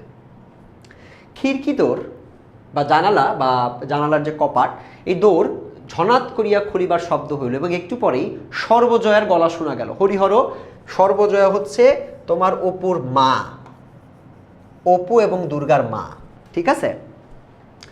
দুর্গা, ও দুর্গা, ওর মা ডাক দিল তার মেয়েকে, ঠিক আছে? দুর্গা বলিল মা ডাকছে, যা দেখে আয় ওখানে। দুর্গা বলিল মা ডাকছে, যা দেখে আয়, ওখানে খেয়ে যা, মুখে যে নুনের গুঁড়ো লেগে আছে মুছে ফেল। মানে ছোট ভাইকে বলছে যা মা ডাকতেছে, আর ওটা খেয়ে ফেল, মুখে নুনের লবণের যে গুঁড়ো লেগে আছে না মুছে ফেল, নাহলে বুঝে ফেলবে। মায়ের ডাক আর একবার কানে গেলেও দুর্গার এখন উত্তর দেওয়ার সুযোগ নেই। তার মা ডাকতেছে, বলতে পারতেছে না যেই মা, বলতে পারতেছে না। কারণ কি? কারণ হচ্ছে তার মুখ ভর্তি। সে তাড়াতাড়ি জড়ানো বা মাখানো আমগুলো বা আমের চাকলাগুলো খাইতে লাগিল। পরে এখনও অনেক অবশিষ্ট আছে দেখিয়া কাঁঠাল গাছটার কাছে সরিয়া গিয়া গুড়ির আড়ালে দাঁড়াইয়া সেগুলি গোগ্রাসে মানে একটানা গিলিতে লাগিল। তার মানে অনেকগুলো বাকি আছে, এর মধ্যে মা চলে আসছে, খাইতে খাইতে ও চলে গেছে আরেকটা জায়গায়, একটু কর্নায় গিয়ে দূরে কাঁঠাল গাছের পিছনে গিয়ে খাওয়া শেষ করতেছে। হয় না, কেউ আসলে আমরা সবগুলো কাছিয়ে নিয়ে একদম সব খাই না, ওরকমভাবে খাওয়া শুরু করলো। অপু তার পাশে দাঁড়াইয়া নিজের অংশ প্রাণপণে গিলিতেছিল, মানে অপুও খাচ্ছে যেহেতু মা চলে আসছে, কারণ চিবাইয়া খাওয়ার সময় নাই, চিবিয়ে খাওয়ানোর সময় না, গিলতেছেন। খাইতে খাইতে দিদির দিকে চাহিয়া সে দোষ সম্বন্ধে সচেতনতা সুযোগ হাসি হাসিল, যে তোকে না যেতে বললাম, তুই যাস না, এই জন্য দোষ সম্বন্ধে মানে দোষী সচেতনতা সূচক একটা হাসি হাসতেছে। খুবই মজার একটা লাইন এটা। খাইতে খাইতে দিদির দিকে চাহিয়া সে দোষ সম্বন্ধে সচেতনতা সূচক হাসি হাসিল, মানে হয় না আমরা এম্বারেস একটা হাসি দিই, এম্বারেসিং হাসি। দুর্গা খালি মালাটা এক টান মারিয়া ভেরেন্ডাকচার বেড়া পার করিয়া নীলমণি রায়ের ভিটার দিকে জঙ্গলের মধ্যে ছুড়িয়া দিল, মানে জঙ্গলের মধ্যে ফেলে দিছে। ভাইয়ের দিক চাহিয়া বলিল মুখটা মুছে ফেল না বাদর, নুন লেগে রয়েছে যে, ওর মুখটা এখনো মুছে নাই, সে বলছে মুখটা মুছে ফেল, ঠিক আছে, নুন লেগে আছে। পরে দুর্গা নিরীহ মুখে, কে নিরীহ মুখে বাড়ির মধ্যে ঢুকতেছিল? দুর্গা। সো পরে দুর্গা নিরীহ মুখে বাড়ির মধ্যে ঢুকিয়া বলিল কি মা, কোথায় বেরোনো হয়েছিল শুনি? ওর মা বলতেছে একলা নিজে কত দিকে যাব, সকাল থেকে খাঁড় কেচে গতর মানে গা ব্যথা হয়ে গেল, একটুখানি কুটো গাছটা ভেঙে দুখানা করে নেই, রান্নার জন্য কথা বলতেছে।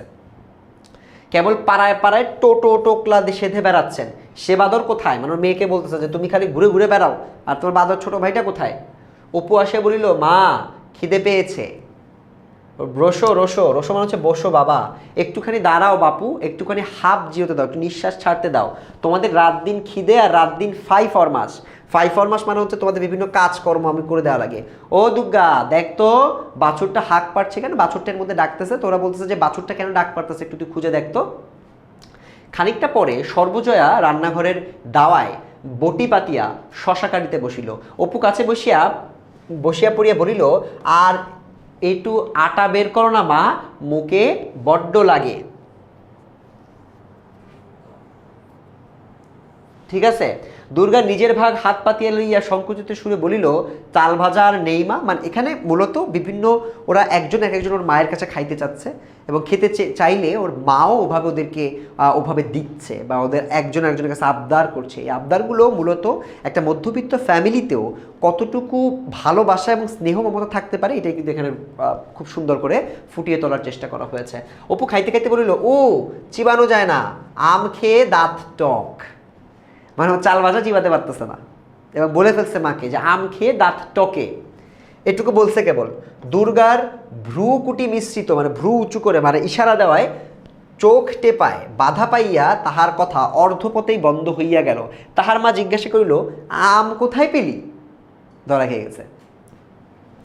সত্য কথা প্রকাশ করিতে সাহসী না হইয়া অপু দিদির দিকে জিজ্ঞাসাসূচক দৃষ্টিতে চাহিল যে এখন কি বলবো। সর্বজয়া মেয়ের দিকে চাহিয়া বলিল তুই ফের এখন বেরিয়েছিলি বুঝি?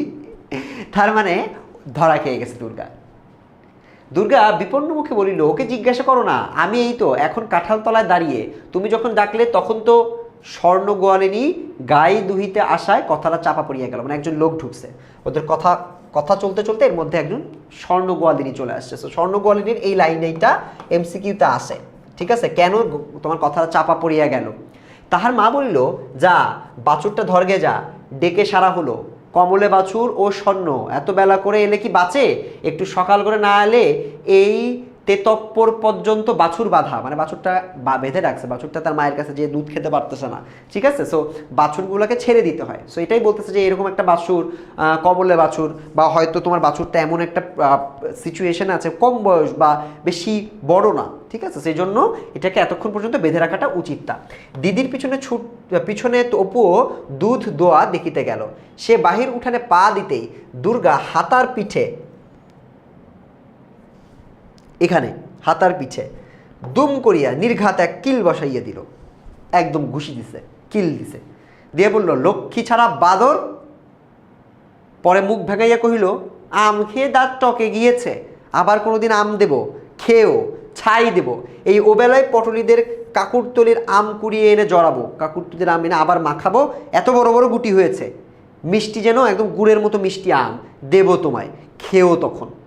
হাবা একটা কোথাকার, যদি একটুকু বুদ্ধি থাকে। এই লাইনটা থেকে খ নাম্বারের প্রশ্ন আসে। মানে তার আমরা যেটা হয় যে একটা কথা তোকে বলতে নিষেধ করতে তুই এটাই বলে ফেলছিস, হাবা কোথাকার, এরকম, ঠিক আছে? দুপুরে কিছু পরে হরিহর কাজ সারিয়া বাড়ি ফিরিল। হরিহর মানে ওদের বাবা, বাবা সারিয়া বাড়ি ফিরল। সে আজকাল গ্রামের অন্নদারায়ের বাড়িতে গোমস্তার কাজ করে। জিজ্ঞাসা করিল, অপুকে দেখছি না যে? গোমস্তার কাজ করে। কিসের কাজ করে? গোমস্তার কাজ করে, গরু তোমার বিভিন্ন বাসার গৃহস্থ যে কাজ আছে, অপুকে দেখছি না। অপুকে দেখছি না এটা বলছে সে, বাট এখানে সে কিসের কাজ করে এটা ইম্পর্টেন্ট, ঠিক আছে? গোমস্তার কাজ করে এটা দিবে। আচ্ছা, সর্বজয় বলিল, অপু তো ঘরে ঘুমোচ্ছে। দুর্গা বুঝি সে সেই খেয়ে বেরিয়েছে, সে বাড়ি থাকে কখন?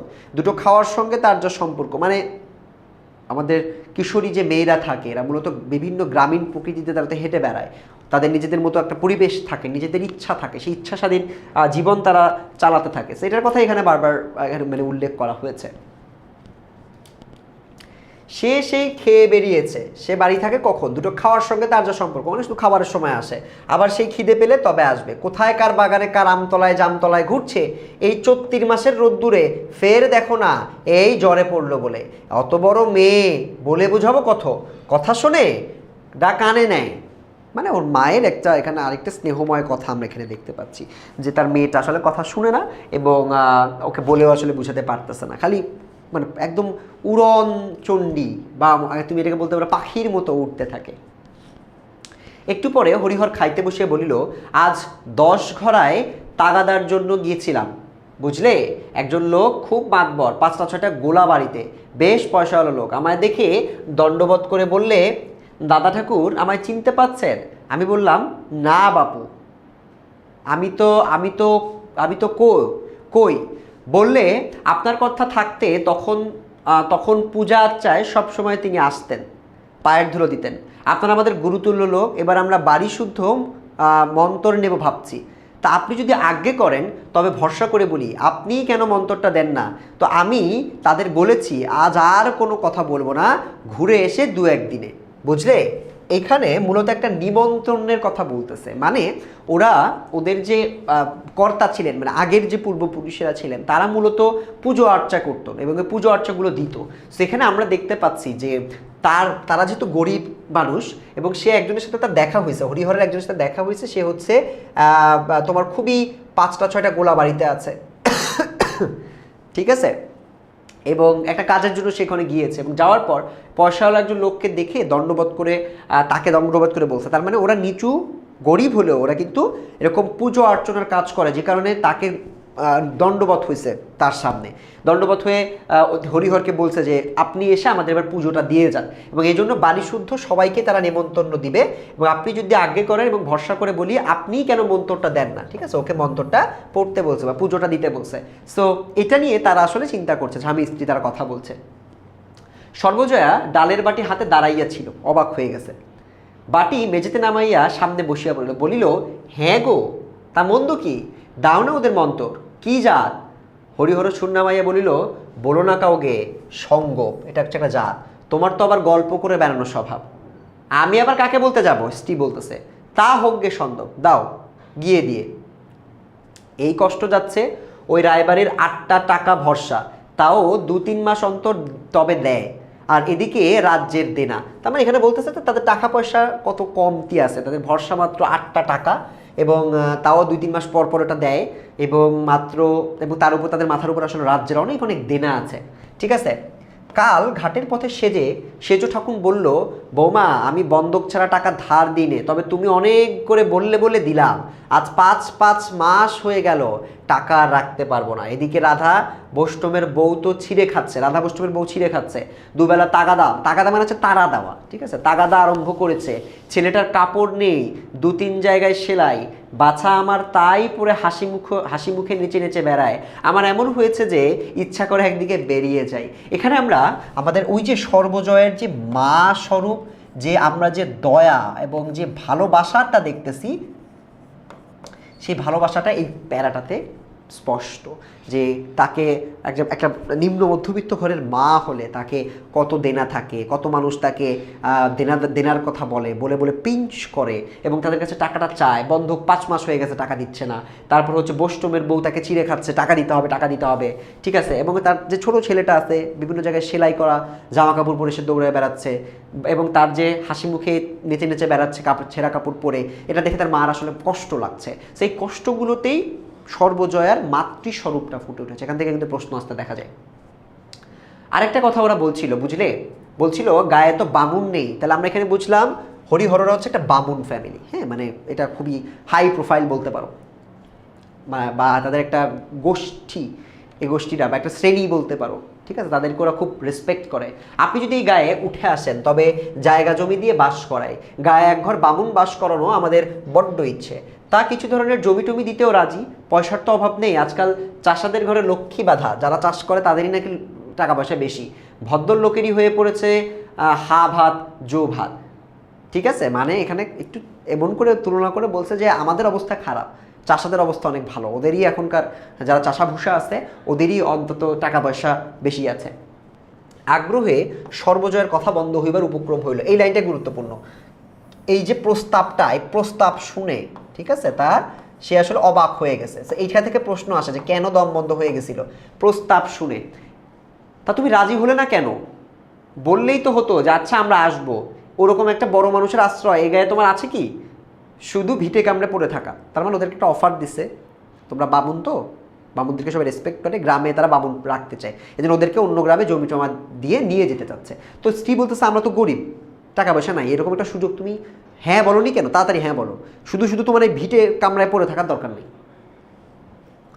হরহরি হাসিয়া বলল, পাগল, তখনই কি রাজি হতে আছে? ছোট লোক ভাববে ঠাকুরের হাড়ি দেখছি শিখেই উঠেছে, মানে যে দেনায় আছে সে দেনাটা তারা দেখাতে চায় না। নিম্ন মধ্যবিত্ত কিন্তু এটাই করে, কষ্টে থাকলে ওরা বলতে চায় না। ওতে খোলা হয়ে যেতে হয়, ওতে খেলো হয়ে যেতে হয়, মানে নিচু হয়ে যেতে হয়, তা নয়। দেখি একবার চুপি মজুমদার মহাশয়ের সঙ্গে পরামর্শ করে, আর এখন ওট বললেই কি ওঠা চলে?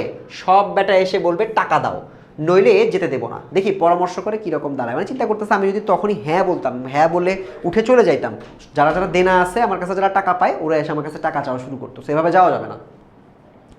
এই সময়ে মেয়ে দুর্গা কোত্থেকে হইতে পা টিপিয়া আসিয়া বাহিরের দুয়ারের আড়াল হইতে সতর্কতার সহিত একবার উকি মারিল, এবং অপর পক্ষ সম্পূর্ণ সজাগ দেখিয়া ওধারে পাঁচিলের পাশ বাহিয়া বাহির বাড়ির রোয়াকে উঠিল বা বারান্দায় উঠিল।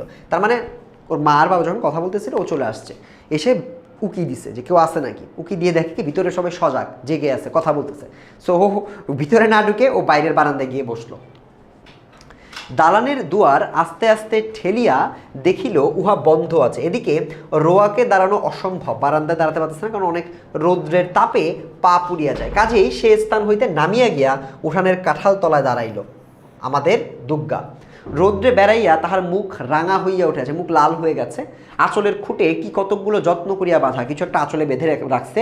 সে আসিয়াছিল এই জন্য যে যদি বাহিরের দুয়ার খোলা পায়, এবং মা ঘুমাইয়া থাকে, তবে ঘরের মধ্যে চুপি চুপি ঢুকিয়া একটু শুইয়া লইব, একটু একটু ক্লান্ত হয়ে গেছে, ও আসছে বাসায় একটু ঘুমাতে, আর ভাবছে মা দেখলে তো বকা দিবে, মা যদি ঘুমায় থাকে চুপি চুপি ঢুকে একটু ঘুমাই নিব। সো যদি বাহিরের দোর খোলা পায় এবং মা ঘুমাইয়া থাকে, তবে ঘরের মধ্যে চুপি চুপি ঢুকিয়ে একটি শুইয়া লইব। কিন্তু বাবার, বিশেষত মার সামনে সম্মুখ দুয়ার দিয়া বাড়ি ঢুকিতে তাহার সাহস হইল না, ওটা ভয় পাচ্ছে যে না আমি এখন আম্মুর সামনে দিয়ে ঢুকলে আমাকে মনে হয় বকা দিবে। উঠানে নামিয়া সে কাঁঠাল তলায় দাঁড়াইয়া কি করিবে ঠিক করিতে না পারিয়া নিরুৎসাহভাবে এদিক ওদিক চাহিতে লাগিল। পরে সেখানেই বসিয়া পড়িয়া আঁচলের খুঁট খুলিয়া বা আঁচলের গিট্টুটা তারা যখন খুলিয়া কতকগুলো শুকনো বা রড়া ফলের বিচি বাহির করিল, কোনো একটা ফলের একটা বিচি বের করলো। খানিকক্ষণ চাহিয়া থাকিয়া সে আপন মনে সেগুলো গুনিতে আরম্ভ করিল। 1 2 3 4 26টা হইল। কতগুলো গুটি সে গুনল? 26টা। পরে সে 2-3টা করিয়া বিচি হাতের উল্টো পিঠে এরকম মেরে, এরকম আমরা খেলছি না, এরকম আকাশে মেরে উল্টো পিঠ দিয়ে ঠেকানো, সো উঁচু করিয়া ছুড়িয়া দিয়া পরে হাতের সোজা পিঠ পাতিয়া ধরিতে লাগিল। মনে মনে বলিতে লাগিল, অপুকে এগুলো দেব আর এগুলো পুতুলের বাক্সে রেখে দিব। তার মানে তার ভাইয়ের প্রতি তার যে টান, এটা কিন্তু আবারও স্পষ্ট হয়েছে। তার ভাই এটা সুন্দর করে, তার ভাইয়ের জন্য সে কিছু গুটি রেখে দিয়েছে।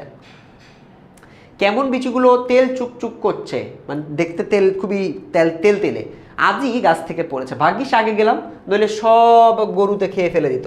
ওদের রাঙি গাইটা বা রাঙা গাইটা একেবারে রাক্ষস, ঠিক আছে? এই রাঙা গাইটা একেবারে রাক্ষস, সব জায়গায় যাবে, মানে গরুটা সব কিছু খেয়ে ফেলে। সেবার কতগুলো এনেছিলাম আর এগুলো নিয়ে অনেকগুলো হলো।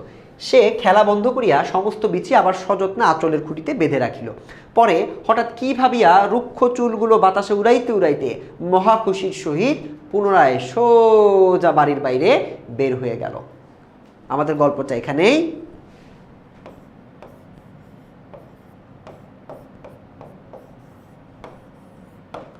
তার মানে এই যে গল্পটা, এই গল্পটা কিন্তু এমন না যে ধূপ করে শেষ হয়ে গেল। এই গল্পটার কিছু চিরাচরিত ব্যাখ্যা আছে, দর্শন আছে, মেসেজ আছে, যেগুলো আমাদের নিতে হবে। তো আমরা যে আমাটির ভেপু পড়লাম, এখানে মূলত লাস্ট গল্পটা তার দুরন্তপনা যে মানে তোমার সবসময় চলতে থাকবে এবং এটা একটা স্থায়ী প্রসেস, মানে ওর বয়সটা ওরকম, ও একবার বাসায় আসবে, ওর মা বকা দিবে। গ্রামীণ সম্পর্ক, মা মেয়ের সম্পর্ক যেমন হতে পারে, একটা মেয়ে ও তোমার যদি চঞ্চল হয়, সেই চঞ্চলা মেয়েটা কিভাবে তার ভাইয়ের সাথে আচরণ করে, কিভাবে সে এলাকায় ছুটে বেড়ায়, কিভাবে সে প্রত্যেকের সাথে মিশে বেড়ায়, এই চিত্রটা কিন্তু আমরা আমাদের এই আমাটির ভেপু গল্পে স্পষ্ট দেখতে পেয়েছি। আমাটির ভেপু গল্পের যে লেখক বিভূতিভূষণ বন্দ্যোপাধ্যায়কে নিয়ে আমাদের কিছু জিনিস মুখস্থ রাখতে হবে, এবং এটা আমাদের এসএসসি পরীক্ষায় অনেকবার আসতে দেখা গেছে।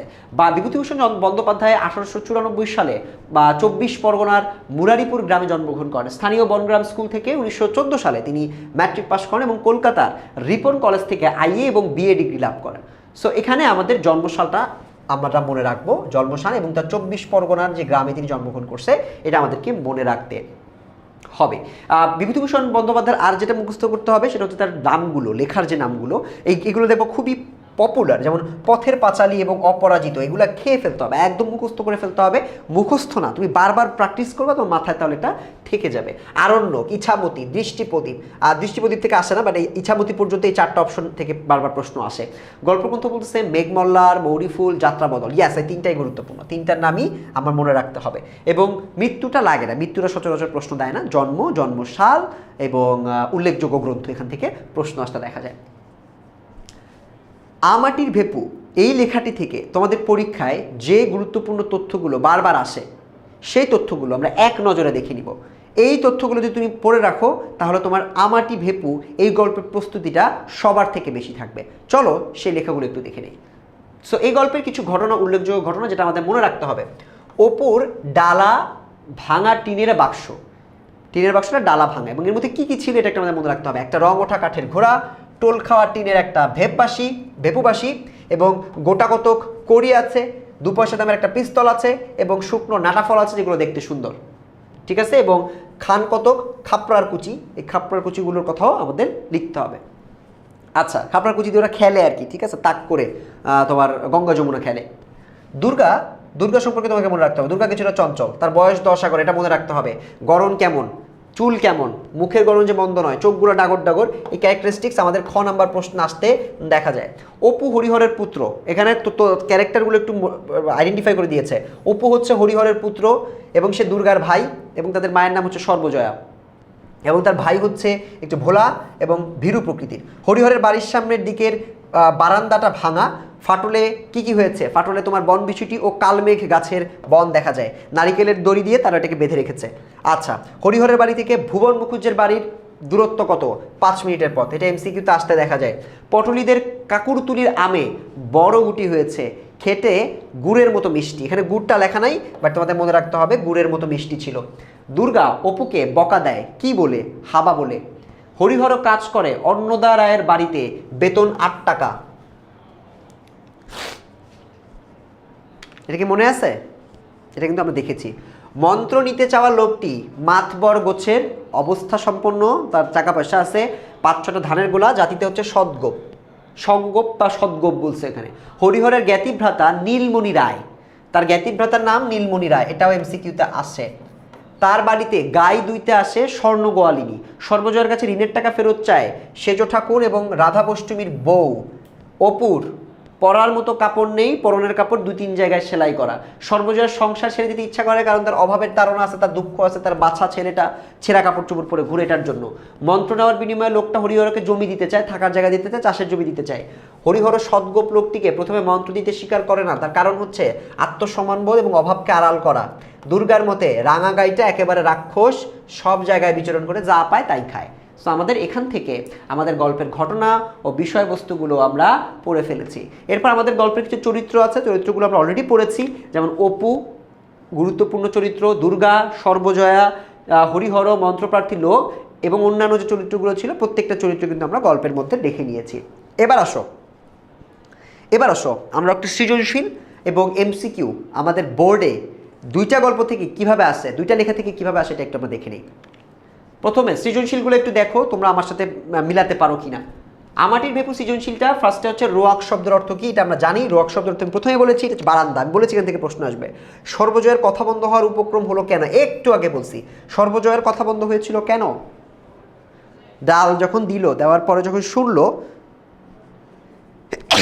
তখন কিন্তু তার কথাটা বন্ধ হয়ে গেছে, তখন কিন্তু তার কথাটা বন্ধ হয়ে গিয়েছিল। কেন? কারণ জমি জমা দিতে চায়, দিয়ে যে বামন হিসেবে তাদেরকে একটা গ্রামে নিয়ে যেতে চায়, এই খবরটা তার কাছে অনেক ভালো খবর মনে হয়েছে, সে হতবাক হয়ে গিয়েছিল। সো এই আনন্দে সে আসলে এখানে তার কথা বন্ধ হয়ে যাওয়ার উপক্রম হয়। উদ্দীপকে 1-এ আমাটির ভেপু গল্পে যে চরিত্র ধরা পড়েছে তা ব্যাখ্যা করো। আমরা কজন দুষ্টু ছেলের দল, গাছের তলায় গড়েছি মোদের আস্তানা, পাঠশালার শাসন বারণ ভেঙেছি মেলা, বড় দিঘির পানিতে ভাসিয়েছি ভেলা। এখানে 1 নম্বরে হচ্ছে আমাদের অপু এবং দুর্গার যে 2 ভাই বোনের যে দুরন্তপনা, সেই কথাগুলোই কিন্তু এখানে আলোচনা করা হয়েছে। উদ্দীপক 2-কে ছাপিয়ে উদ্দীপক 1-এর ভাবার্থ যেন আমাটির ভেপু গল্পের প্রাধান্য বিস্তার লাভ করেছে। নুন আনতে পান্তা ফুরোয়, আচ্ছা এখানে আছে হচ্ছে অভাব, আর এখানে আছে হচ্ছে ওদের শক্তি, আনন্দ। সো এখানে তোমাকে লিখতে হবে যে কেন মধ্যবিত্ত মানুষজন নিম্ন মধ্যবিত্ত হলেও তাদের জীবনে ছেলেমেয়েরা যে দুরন্তপনা আছে, যে প্রাণ শক্তি আছে, প্রাণ শক্তি থাকলে তারা কিভাবে বারংবার নিজেদেরকে সুখী দেখতে পায়। আচ্ছা, দ্বিতীয়টাও আমাদের একই রকম, দেখো নুন আনতে পান্তা, এটা একই প্রশ্ন, জাস্ট ঘুরে আসছে, উদ্দীপক চেঞ্জ করে। ভেরেন্ডাকচার বেড়া কি, তুই তো একটা হাবা ছেলে, আমি বলেছিলাম তুই তো একটা হাবা ছেলে, এটা খ নাম্বারে আসে, এটা পড়বা। এবং উদ্দীপকে আচ্ছা একই ধরনের প্রশ্ন। সো এই প্রশ্নটা আমি তোমাদেরকে বলেছি যে প্রত্যেকটা সৃজনশীল প্রশ্নের একটা প্যাটার্ন আছে, সো এই প্যাটার্নটা একটু মনে রাখতে হবে। আচ্ছা, জীবিকার তাগিদে তিনু আর আরাফের মা সেই ভোরবেলায়, এটা কুমিল্লা বোর্ডের প্রশ্ন, জীবিকার তাগিদে তিনু আর আরাফের মা সেই ভোরবেলায় বেরিয়ে যায়, কয়েক বাসায় কাজ করে তবে বাড়ি ফিরে, 3 বেলা খাবার জোগাড় করতে হিমশিম খেতে হয়। এদিকে বোনকে নিয়ে আরাফ সে সারাদিন মাঠে ঘাটে বনে বাজারে ঘুরে বেড়ায়, নাওয়া খাওয়ার কোনো খবর নেই, কখনো নদীর ধারে কাশবনে হারিয়ে যায়, কখনো বা খোলা মাঠে ঘুড়ি ওড়ানো তাদের কাজ। বাড়ি ফিরেও মলিন বিছানায় শুয়ে ভাই বোনের সারাদিন ঘুরে বেড়ানোর গল্পই চলে সারাক্ষণ। সেখানে আমরা এক্স্যাক্টলি অপু এবং দুর্গার ঘটনাটিকে দেখতে পাচ্ছি। দুর্গা নিজে মুখে বাড়ির মধ্যে ঢুকলো কেন? কারণ সে আম পেরে খেয়েছে, সেখানে তার নিরি মুখে ঢুকতেই হবে, কিছু করার নাই, তার মাকে সে ভয় পায়। তোমার তো আবার গল্প করে বেড়ানো স্বভাব, কথাটি বুঝিয়ে লিখো। এই কথাটি হচ্ছে হরিহর বলেছিল, মনে আছে? হরিহর বলছিল কেন? কারণ তার স্ত্রীকে সে একটা নতুন খবর দিয়েছে, এখন তার স্ত্রী যদি গল্প করে বেড়ায় পাওনাদাররা এসে সব টাকা পয়সা চাওয়া শুরু করবে, ঠিক আছে? সো পাওনাদাররা যদি সবাই এসে টাকা পয়সা চাওয়া শুরু করে তখন সেটা কিন্তু আমাদের হরিহরের জন্য একটা সমস্যা হয়ে যাবে। সেই জন্য হরিহর বলছে তোমার তো গল্প করে বেড়ানো স্বভাব, বলো না। এই যে সদগোপ মানুষজন আমাদেরকে ডাকছে, বলো না, চুপ করে থাকো। উদ্দীপকের প্রথম অংশের সাথে আমাটির ভেবু গল্পের সাদৃশ্য ব্যাখ্যা করো। এগেইন প্রথম অংশটা সব সময় অভাবকে নিয়ে বলা হয়েছে এখানে। সো না, এখানে অভাব করে, হ্যাঁ অভাবের কথা বলা হয়েছে। সো আমরা আমাটির ভেবু গল্পের সাথে সাদৃশ্য দেখাতে পারি। এখানেও অভাব, আমাটির ভেবু গল্পেও রাধা, তারপর হচ্ছে সেজ ঠাকুর, নি যে নামগুলো ছিল, হ্যাঁ একটু আগে পড়ছি আমরা যেগুলো, এই যে মানুষজন বিভিন্ন লোকজন তার কাছে টাকা চায়, পাওনা টাকাগুলো, এইগুলা সাথে তুলনা করে লিখবা। আর লাস্টেরটা অবশ্যই দ্বিতীয় অংশের প্রতিফলিত দিকটি আমাটির ভেবু গল্পের উপজীব্য বিষয়, মানুষজনের যে নিজের অভাবকে পাশ কাটিয়ে খুশি থাকার ব্যাপারটি, এটি কিন্তু এখানে সুন্দর করে তুলে দেওয়া হয়েছে। পরেরটি দেখো, কালমেঘ কি? কালমেঘ হচ্ছে একটা গাছ, হ্যাঁ, যেটা যেটা ওদের হয়েছে, ওদের তোমার ভাঙা রোয়াকে। আমার কাপড় যে বাসি, অপু এ কথা কেন বলেছিল? বাসি কথা কেন বলেছিল? কারণ তাকে তেল আনতে বলা হয়েছিল। সো আমরা কিন্তু এই লাইনটা পড়ে আসছি যে তেল আনতে বলা হয়েছিল, যে তেল আনতে যাবি, আমার তো তেল ধরা মানা, মা তো নিষেধ করেছে, সেই জন্য সে বলছে যে আমার কাপড় বাসি। উদ্দীপকের সাথে আমাটির ভেবু গল্পের সাদৃশ্য দিকটি কি? পুতুলের মা খুকি আজ ভয়ানক ব্যস্ত, আজ কিনা ছোট পুতুলের জন্মদিন, তাই খুব খাওয়ার ধুম লেগেছে। ছোট্ট টেবিলের উপর ছোট্ট ছোট থালাবাটি সাজিয়ে তার মধ্যে কি চমৎকার করে খাবার তৈরি করে রাখা হয়েছে, আর চারিদিকে ছোট্ট করে ছোট্ট ছোট্ট চেয়ার সাজানো রয়েছে, পুতুলেরা বসে খাবে বলে। উদ্দীপকের সাথে আমাটি গল্পে ভেপুর যে দিকটি সাদৃশ্যপূর্ণ সেটা হচ্ছে তাদের যে খেলাধুলো করা। আমরা ফার্স্টে দেখছি না অপু কিছু খেলাধুলো করে, শুধু অপু না, দুর্গাও তো খেলাধুলা পছন্দ করে। তো তাদের যে চঞ্চলতা, এই চঞ্চলতার দিকটি এখানে ফুটে উঠেছে। উক্ত সাদৃশ্যপূর্ণ দিকটি আমাটির ভেবু গল্পের সর্বজয়ের ঘর ছেড়ে একদিকে বেরিয়ে যেতে চাওয়ার কারণ নয়, মূল্যায়ন করো। ইয়েস, এই যে ঘ নম্বরের যে তোমাকে বলতেছে, সর্বজয় বলছেন আমি পালায় চলে যাব, বাসা থেকে চলে যাব, কেন বলছিল? কারণ তার কষ্ট দেখতে ভালো লাগতেছে না তার ছেলেমেয়ের। তো এখানে আমরা বলবো যে হ্যাঁ, সর্বজয়া যে যেতে চায় না,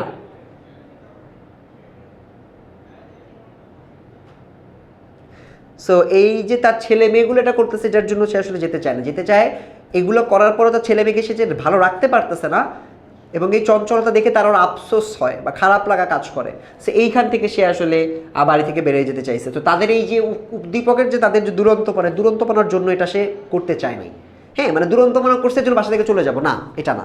তো এটাই আমরা এখানে প্রমাণ করে দিব। আচ্ছা, আমরা তো অনেকগুলো সৃজনশীল দেখলাম, এখন আমরা যেটা করব, আমরা হচ্ছে বোর্ডে বই পড়া আমাটির ভেপু, এখান থেকে যে প্রশ্নগুলো তোমার পরীক্ষায় আসার মতো গুরুত্বপূর্ণ, বই পড়া এবং আমাটির ভেপু এই দুইটা অংশ থেকে বা লেখা থেকে তোমার এসএসসি পরীক্ষায় যে প্রশ্নগুলো আসতে পারে, আমরা সেই প্রশ্নগুলো পড়ব এখন আমাদের এই ক্লাসে। সো আমরা চলো শুরু করে দিই। মোট 30টি প্রশ্ন আমরা দেখব, এবং এই 30টি প্রশ্ন আমাদের মূলত বই পড়া থেকে তোমাদের 15টি এবং আমাটির ভেপু থেকে 15টি।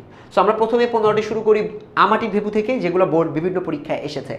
অপুকে ডাকার সময় দুর্গার কণ্ঠস্বর ছিল কেমন? অপুকে ডাকার সময়, অপুকে যখন ডাকা হয়েছে তখন তার কণ্ঠস্বর ছিল সতর্কতা মিশ্রিত। আমরা কিন্তু পড়ে আসছি, কারণ তার মা যেহেতু নাই, তো তাকে সতর্কতা মিশ্রিত এটা করতে হবে। তার মানে তার মা যদি শুনে ফেলে তাহলে তাকে বকা দিবে, সেই জন্য এটাকে আমরা বলবো সতর্কতা মিশ্রিত। কলের পুতুলের মতো অপু কি লুকিয়ে ফেললো? আমরা কিন্তু শুনছি যে অপু যখন তার দুর্গার কাছে শুনছে, ডাকতেছিল যখন তার মা, বা না এটা মায়ে আসার আগের ঘটনা, অপু যখন বসে বসে ছিল তখন দুর্গা যখন প্রথমে আসলো, এসে অপুকে ডাকলো, তখন সে কলের পুতুলের মতো, টিনের বাসিটা না, 2 পয়সা দামে পিস্তল না, রং ওঠা কাঠের, তার লক্ষ্মীর চুপড়ির যে কড়িগুলো ছিল, এই লক্ষ্মীর চুপড়ির কড়িগুলোকে কিন্তু সে লুকিয়ে ফেলে কলের পুতুলের মতো। সো লক্ষ্মীর চুপড়ির কড়িগুলো, এটা ইম্পর্টেন্ট। এই প্রশ্নটা বিভিন্নভাবে আসে, কীভাবে আসে আমরা একটু দেখাই। আমাটির ভেপু গল্পে অপু কোন জিনিসটা কলের পুতুলের মতো লুকিয়ে ফেলে? দেখো একই প্রশ্ন ঢাকা বোর্ডেও আসছে, সিলেট বোর্ডেও আসছে। কলের পুতুলের মতো অপু কি লুকিয়ে ফেললো, আর একটা হচ্ছে আমাটির ভেপু গল্পে অপু কোন জিনিসটাকে কলের পুতুলের মতো লুকিয়ে ফেললো। এটা হচ্ছে যে চুপড়ির কড়ি, ঠিক আছে, চুপড়ির কড়িকে সে লুকিয়ে ফেললো। অপু কলের পুতুলের মতো তাড়াতাড়ি কোন জিনিস, একই কথা। এই আবার বরিশাল বোর্ডেও এটা একই প্রশ্ন আসছে, মানে এটা কিন্তু খুবই গুরুত্বপূর্ণ। লক্ষ্মীর চুপড়ির করি, এটা হচ্ছে এই প্রশ্ন 3টার একই উত্তর, এবং এটা তোমাদের বারবার পরীক্ষা আসতে দেখা গেছে। আচ্ছা, পরের প্রশ্ন। দুর্গা যখন অপুকে ডেকেছিল তখন অপু কোথায় অবস্থান করছিল? দুর্গা যখন এসে ডাকলো অপুকে, এই তুই কোথায়, তখন সে কোথায় ছিল? বারান্দায়, ঘরের ভিতরে, নারকেলের তলায়, কাঁঠাল তলায়? বলো অপু কোথায় ছিল? চিন্তা করতে পারবে? এটা অপু মূলত ছিল বারান্দায় বা রোয়াকে, এটা বলা ছিল রোয়াক। রোয়াক মানে হচ্ছে বারান্দা। বুঝতে পেরেছি আমরা? আচ্ছা, পরেরটা। মা ঘাট থেকে আসেনি তো? দুর্গার এই কথায় কি প্রকাশ পেয়েছে? মা ঘাট থেকে আসলে সমস্যা কি? মা ঘাট থেকে আসলে সমস্যা হচ্ছে ভয় পায় সে তার মাকে। ঠিক আছে, মা ঘাট থেকে আসলে সে তার মাকে ভয় পায় এবং এই ভয় এবং সতর্কতা থেকে এটা কাজটা করেছে। বাট এখানে মূলত মা ঘাট থেকে আসেনি তো, এটা তার সতর্কতা, একদম লাইন ডাইরেক্টভাবে বলা ছিল যে সতর্কতার সাথে তারা এটা দেখছিল। ভয়টাও হতে পারতো, কিন্তু ভয়টার থেকে এখানে সতর্কতা, যেহেতু আমার গল্পের সরাসরি বলা ছিল, তাই আমাকে সতর্কতা লিখতে হবে। ঠিক আছে, দুর্গা সুর নিচু করে বলল মা ঘাট থেকে আসেনি তো। দুর্গার এই যে সুর নিচু করলো, এটাকে কি প্রকাশ পেয়েছে? আকুলতা, ভীরুতা, কৌতূহল, দুরন্তপনা। দুরন্তপনা হলে আসতে বলতো না, কৌতূহল হলেও আসতে বলতো না, আকুলতা থেকেও আসতে বলে না, ভীরুতা ইজ দ্য কারেক্ট অ্যান্সার। ঠিক আছে, এখানে আমরা দাগাবো যে মূলত সে তার মাকে তো কিছুটা ভয়ও পায়, সেই ভয়ের কারণে সে মূলত আস্তে নিচু সুরে সে বলতেছে যে মা তো আসেনি নাকি। সো এই যে কথাটা, এটা মূলত ভীরুতার প্রকাশ করে। আচ্ছা, আমাটির ভেবু গল্পে কাদের ডোবার ধারের আম গাছটায় গুটি ধরেছে? গুটি ধরেছে মানে বেশ ভালো মানের আম ধরেছে এবং গুড়ের মতো মিষ্টি, এটা আমরা পড়েছি কিন্তু। ঠিক আছে, তথ্যটা কি? পটলীদের, গোপনদের, রায়দের, হরিহরের। হরিহরের না, হরিহর তোর বাবার নাম, হরিহরের তো হবে না। সো এখানে কাদের ডোবার ধারে আম গাছটার গুটি ধরেছে? এটা হচ্ছে পটলীদের। পটলীদের আম গাছটায় বা ডোবার ধারের আম গাছটায় বেশ গুটি ধরেছে এবং পরবর্তীতে এখানে আমরা কিন্তু দেখেছি যে আমের বিভিন্ন বিশেষণ তারা দিয়েছে, যে আমটা কেমন মিষ্টি হবে নাকি কেমন হবে। হরিহরের পক্ষে গ্রাম ছাড়া সহজ নয় কেন? হরিহর হচ্ছে অপুর বাবা, মানে বামুন। এই বামুনের পক্ষে কেন আসলে তার গ্রাম ছাড়াটা সহজ না? বলছে না যে উঠো বললেই তো উঠে যাওয়া গেল না। কারণ হচ্ছে অনেক দেনা আছে বলে, বংশানুক্রমিকভাবে স্থায়ী বলে, বাড়ি বিক্রি করতে দেরি হবে বলে, জাত বৈষম্যের কারণে। চিন্তা করো কোনটা হবে? কি বলছে? দেনার কারণে বলছিল নাকি জাত বৈষম্য বলছিল বলো তো? উত্তরটা হচ্ছে অনেক দেনা আছে বলে। বলছে না যে এখন যদি আমি বলি চলে যাই, তাহলে সবাই চলে আসবে, চলে এসে আমাকে বলবে এটা টাকা দাও, এটা টাকা দাও, পাওনা টাকা ফেরত দাও, না দিয়ে কোথায় যাচ্ছ। এটা তখন তার জন্য সমস্যা হয়ে যাবে। এই জন্য সে মূলত অনেক যে দেনা আছে, দেনার কথা চিন্তা করে এটা বলছে। দুর্গা আঁচলের খুঁট খুলে কিসের বিচি বের করেছিল? নাটা ফলের, বৈচি ফলের, রড়া ফলের, তেলাকুচার। নাটা ফলটা তো ছিল অপুর কাছে, সো নাটা ফল হবে নাকি রড়া ফল হবে বলো তো? দেখি কাদের জ্ঞানটা, যারা এই ভিডিওটা এখন দেখছো তারা তোমরা চিন্তা করতে পারো। সো এটার উত্তরটা কি হবে? এটার উত্তরটা হবে হচ্ছে রড়া ফলের। নাটা ফলেরটা বের করেছিল অপু, আর এটা করেছিল দুর্গা। ঠিক আছে, সো দুর্গা এটা করেছিল। দুর্গা বানানে রস্যুকার ব্যবহার করবা। ঠিক আছে, সমস্যা নেই, দীর্ঘকার আমি করতে পারি, এখানে দুর্গা ব্যবহারে বানানে রস্যুকার ব্যবহার করব। আমাদের ভেবু গল্পের সমাপ্তিতে কোন বিষয়টি ব্যক্ত হয়েছে? পল্লীমাতার শাশ্বত রূপ, প্রকৃতির প্রতি দুর্গার আকর্ষণ, অপুর দুরন্ত শৈশব, ভাই বোনের মধুর মিলন সম্পর্ক। আমরা এখানে দেখেছি প্রকৃতির প্রতি দুর্গার আকর্ষণ। গল্পের সমাপ্তি মানে এন্ডিংয়ে আমরা দেখছি দুর্গা সে কি করছে, সে তোমার চলে গেছে, সে তোমার আস্তে করে চলে গেছে তোমার খেলাধুলো করতে বা চুল উড়াতে সে চলে গেছে জঙ্গলের মধ্যে। সেটা দুর্গার একটা আকর্ষণ। রোয়াক অর্থ কি? রোয়াক অর্থ আমরা একটু আগে পড়েছি, রোয়াক অর্থ হচ্ছে বারান্দা। হ্যাঁ, বারান্দা মানে হচ্ছে রোয়াক, সেটা হচ্ছে বারান্দা হবে, রোয়াক অর্থ হচ্ছে বারান্দা। আচ্ছা, পরবর্তী প্রশ্ন। আমাটির ভেবু গল্পে ফুটে উঠেছে কি? প্রকৃতির বৈচিত্র্য, সামাজিক জীবন, মূল জীবনের প্রতি, মুক্ত জীবনের প্রতি আসক্তি এবং প্রকৃতির সাথে জীবনের মিল। আমার মনে হয় আমাটির ভেবু গল্পটি এটা এমন একটা গল্প যে গল্পে তোমরা বাস্তবসম্মত কিছু চিন্তা দেখতে পাও এবং এই বাস্তবসম্মত চিন্তাটা হচ্ছে তোমার বাস্তব প্রকৃতির সাথে মানুষের যে মিলটা, সেই মিলটা এই গল্পে দারুণভাবে তুলে ধরার চেষ্টা করা হয়েছে। আমাটির ভেবু গল্পটি শিশু কিশোরদের মনে কিসের অনুপ্রেরণা যোগায়? আনন্দিত জীবনের, বিস্ময় কৌতূহলের, প্রকৃতিমুখী হওয়ার, চিরায়ত শৈশবের। প্রকৃতিমুখী হওয়ার। ঠিক আছে, সেটা হবে প্রকৃতিমুখী হওয়ার। 15 নাম্বার। পল্লী মায়ের শাশ্বত রূপ ফুটে উঠেছে আমাটির গল্পের কোন চরিত্রের? পল্লী মায়ের শাশ্বত রূপ, এখানে মা কে ছিল? দুর্গার অপুর মা কে ছিল বা অপুর মা কে ছিল বলো? সম্পর্কগুলো কিন্তু আমরা একটু আগে পড়েছি যে এই তথ্যগুলো বারবার আসে। সেই তথ্যের একটা হচ্ছে এইটা, তাদের মাতৃ শাশ্বত রূপ, এটা আছে সর্বজয়ার মধ্যে। সর্বজয়া হচ্ছে ওদের মা। সো এখানে উত্তরটা হবে হচ্ছে সর্বজয়া। বুঝতে পারলাম? আচ্ছা, এবার আমরা বই পড়া থেকে কিছু এমসিকিউ পড়ব। সাহিত্যের মধ্যে আমাদের জাত মানুষ হবে। সাহিত্যের মধ্যে আমাদের জাত মানুষ হবে বলতে লেখক বুঝিয়েছেন মানসিক প্রফুল্লতা অর্জন করবে, মানবিক চেতনা সৃষ্টি করবে, বুদ্ধিভিত্তিক জাগাবে এবং মানসিক সুস্থতা লাভ করবে। উত্তর হচ্ছে মানবিক চেতনা সৃষ্টি, অর্থাৎ বি নাম্বার। আমাদের মধ্যে মানবিক চেতনাটাকে আমরা জাগাবো এবং জাগান দেওয়ার মাধ্যমে আমরা আমাদের জাতটাকে মানুষ করতে পারবো। এই প্রশ্নগুলোতে একটু সমস্যা আছে। সমস্যা হচ্ছে সবগুলোকে দেখলেই মনে হয় উত্তর সবগুলা, কিন্তু তোমাদের এই প্রশ্নগুলো একদম মাথার মধ্যে নিয়ে নিতে হবে যে মানবিক চেতনা সৃষ্টির মাধ্যমেই ভালো মানুষ বানানো যায়। ঠিক আছে? সো এখানে বুদ্ধিবৃত্তিকে জাগানো এটাও হইতে পারে, বাট আমার বই অনুযায়ী মানবিক চেতনা সৃষ্টিটা কারেক্ট অ্যান্সার। বই পড়া প্রবন্ধে লেখক আমাদের জাত মানুষ হবে বলতে বোঝাতে চেয়েছেন সুশিক্ষিত হবে, মানবিক চেষ্টা করবে বা সুশিক্ষিত হবে। আমাদের দেশে লাইব্রেরির সার্থকতা কিসের চাইতে কম নয়? হাসপাতালের, স্কুলের, কলেজের, বিশ্ববিদ্যালয়ের। একদম সরাসরি বলছে কোনটার থেকে কম নয় এবং কোনটার থেকে বেশি, দুইটাই বলা ছিল। সেটা তোমাদেরকে এখানে খুব সুন্দর করে এখানে লিখে ফেলতে হবে যে আমাদের দেশে লাইব্রেরির সার্থকতা বা বই পড়ার সার্থকতা এটা কিসের চাইতে কম নয়। বলো এটা কিসের চাইতে কম নয়?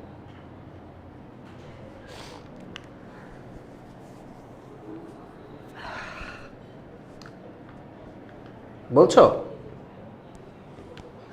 কিসের চাইতে কম নয়? এটা হচ্ছে হাসপাতালের চাইতে কম নয় এবং স্কুল কলেজের থেকে এটা বেশি। আচ্ছা, পরেরটা। তো তোমরা যারা যারা ভিডিওটা এখন দেখছো তারা আমাকে অবশ্যই তোমরাও উত্তরগুলো তোমরা জানাতে পারো এবং তোমরা উত্তর না জানানো লিখতে পারো, লিখে আমার সাথে প্র্যাকটিস করতে পারো। বই পড়া প্রবন্ধে লেখক লাইব্রেরিকে হাসপাতালের উপর স্থান দিয়েছেন কেন? মানসিক সুস্থতার জন্য, শারীরিক সুস্থতার জন্য, উচ্চশিক্ষা অর্জনের জন্য, জ্ঞান বড় হওয়ার জন্য। এটা হচ্ছে মানসিক সুস্থতার কথা একদম সরাসরি বলা ছিল বইতে। সো মানসিক সুস্থতার জন্য মূলত হাসপাতালের উপরে লাইব্রেরিকে স্থান দেওয়া হয়েছে, কারণ আমাদের মানসিক চিন্তাকে আরও বেশি ডেভেলপ করে দিবে। প্রমথ চৌধুরীর মতে কোন কথাটি শুনলে অনেকে চমকে উঠবেন? বই পড়া সর্বশ্রেষ্ঠ শখ, ধর্মের চর্চা মন্দিরের বাইরেও চলে, শিক্ষকের সার্থকতা শিক্ষাদান করায় নয়, লাইব্রেরির সার্থকতা স্কুল কলেজের চাইতে একটু বেশি। এখানে এগুলোর সাথে চমকে ওঠার কোনো সম্পর্ক তিনি দেন নাই। তিনি বলছে, আচ্ছা প্রত্যেকটা লাইনই তিনি বলছে। এখন তোমরা একটু চিন্তা করো যে কোনটাকে চমকে ওঠার কথা বলছে। চমকে ওঠার কথা বলছে লাইব্রেরির সার্থকতার কথা। এই যে এই লাইনটা দিয়েই সে ব্যাখ্যা করছে যে আমার কথা শুনে অনেকে চমকে উঠতে পারে, কেউ কেউ এটাকে অ্যাকসেপ্ট করবে না। তারপর সে প্রমাণ দেওয়া শুরু করছিল, তাই না? সো উত্তরটা হচ্ছে লাইব্রেরি সার্থকতা স্কুল কলেজের চাইতে একটু বেশি। লাইব্রেরির সার্থকতা স্কুল কলেজের চাইতে একটু বেশি, এটা শুনলে মানুষজন চমকে উঠতেই পারে। আজকের বাজারে কোন শ্রেণীর লোকের অভাব নেই? আজকের বাজারে কোন শ্রেণীর লোকের অভাব নেই? বিদ্যান, বিদ্যাদাতা, বিদ্যাগ্রহিতা, বিদ্যানুরাগী। ঢাকা বোর্ড, দিনাজপুর বোর্ড, একই বছর দুইটা বোর্ডে এই প্রশ্নটা আসছে। বলো উত্তরটা কি হবে? বলতে পারবে? বলে ফেলো। সো তোমরা যারা এই ভিডিওটা এখন দেখছো তারা আমাকে অবশ্যই এই প্রশ্নটা বা এই ক্লাসটা এখন দেখছো তারা আমাকে বলতে পারো যে আজকের বাজারে কোন শ্রেণীর লোকের অভাব নেই? বিদ্যা যারা দেয় এমন লোকের অভাব নেই, তাই না? সো বিদ্যা দাতা, ঠিক আছে? আচ্ছা, সুশিক্ষিত লোক মাত্রই পণ্ডিত, বিদ্বান স্বশিক্ষিত, আলেম। চারটাই দেখে মনে হতে পারে যে ভাইয়া উত্তর তো চারটাই হবে, বাট চারটা উত্তর হবে না, একটা উত্তর হবে। এখানে একটা উত্তর হচ্ছে লাইনটা ডাইরেক্ট বলা ছিল সুশিক্ষিত মানুষ মাত্রই স্বশিক্ষিত, সুশিক্ষিত লোক মাত্রই স্বশিক্ষিত। আচ্ছা, কোন মৃত্যুর রেজিস্ট্রি রাখা হয় না? আর কোন মৃত্যুর রেজিস্ট্রি রাখা হয়? বোর্ডে আসার মতো প্রশ্ন, সলভ করতে হবে। সো কোন মৃত্যুর রেজিস্ট্রি রাখা হয় না? দেহের মৃত্যুর, পাখির মৃত্যুর, পশুর মৃত্যু। দেখো পাখি এবং পশু এটাও তো আমরা ওভাবে রেজিস্ট্রি রাখি না, বাট গল্প অনুযায়ী বা লেখা অনুযায়ী, প্রবন্ধ অনুযায়ী আত্মার এবং দেহের এই দুটার একটা হবে। দেহের মৃত্যুর রেজিস্ট্রি রাখা হয়, আত্মার মৃত্যুর রেজিস্ট্রি রাখা হয় না। সো আত্মার ইজ দ্য কারেক্ট অ্যান্সার। বই পড়া প্রবন্ধের আলোকে শিক্ষা সম্পর্কে আমাদের বিশ্বাস কোন ধরনের? আমাদের বিশ্বাস কোন ধরনের? পরীক্ষা পাস, বই পড়া, অর্থপ্রাপ্তি, সাহিত্য চর্চা। আমার মনে হয় পরীক্ষা পাস অথবা অর্থপ্রাপ্তি দুটার একটা হতে পারে। উত্তর হচ্ছে অর্থপ্রাপ্তি, ইয়েস, কারণ আমাদের অর্থের উপরে আমাদের লোলুপ দৃষ্টি। আমরা যারা শিক্ষিত সমাজ, এই শিক্ষিত সমাজের টার্গেটটা হচ্ছে এই শিক্ষিত সমাজের টার্গেটটা হচ্ছে অর্থপ্রাপ্তি। আমরা আমাদের লোলুপ দৃষ্টিটা এর উপরে রেখে দিয়েছি, ফলে আমাদের অর্থপ্রাপ্তিকে আমরা এখানে কারেক্ট অ্যান্সার লিখবো। আচ্ছা, সাহিত্য চর্চার আনন্দ থেকে বঞ্চিত হওয়ার অর্থ কী? সাহিত্য চর্চা, একদম সরাসরি লাইনটা ছিল তোমার বইতে। সাহিত্য চর্চার আনন্দ হতে বঞ্চিত হওয়ার অর্থ কী? জাতির জীবনী শক্তি হ্রাস করা, সমাজের জীবনী শক্তি হ্রাস করা, জ্ঞানের ভাণ্ডার শূন্য করা, ধর্মের ভাণ্ডার শূন্য করা, ধনের ভাণ্ডার শুরু করা, কোনটা হবে? আনন্দ থেকে করা মানে হচ্ছে জীবনী শক্তি শব্দটা সরাসরি ছিল, সো আমাদের জাতির জীবনী শক্তি হ্রাস করা, এটা হচ্ছে আমাদের বঞ্চিত হওয়ার অর্থ। হ্যাঁ, এবং এই লাইনটা সরাসরি তোমার বই থেকে আসছে, সুতরাং এই লাইনটা ব্যতীত অন্য কোনো উত্তর দিলে সেটা গ্রহণযোগ্যতা পাবে না।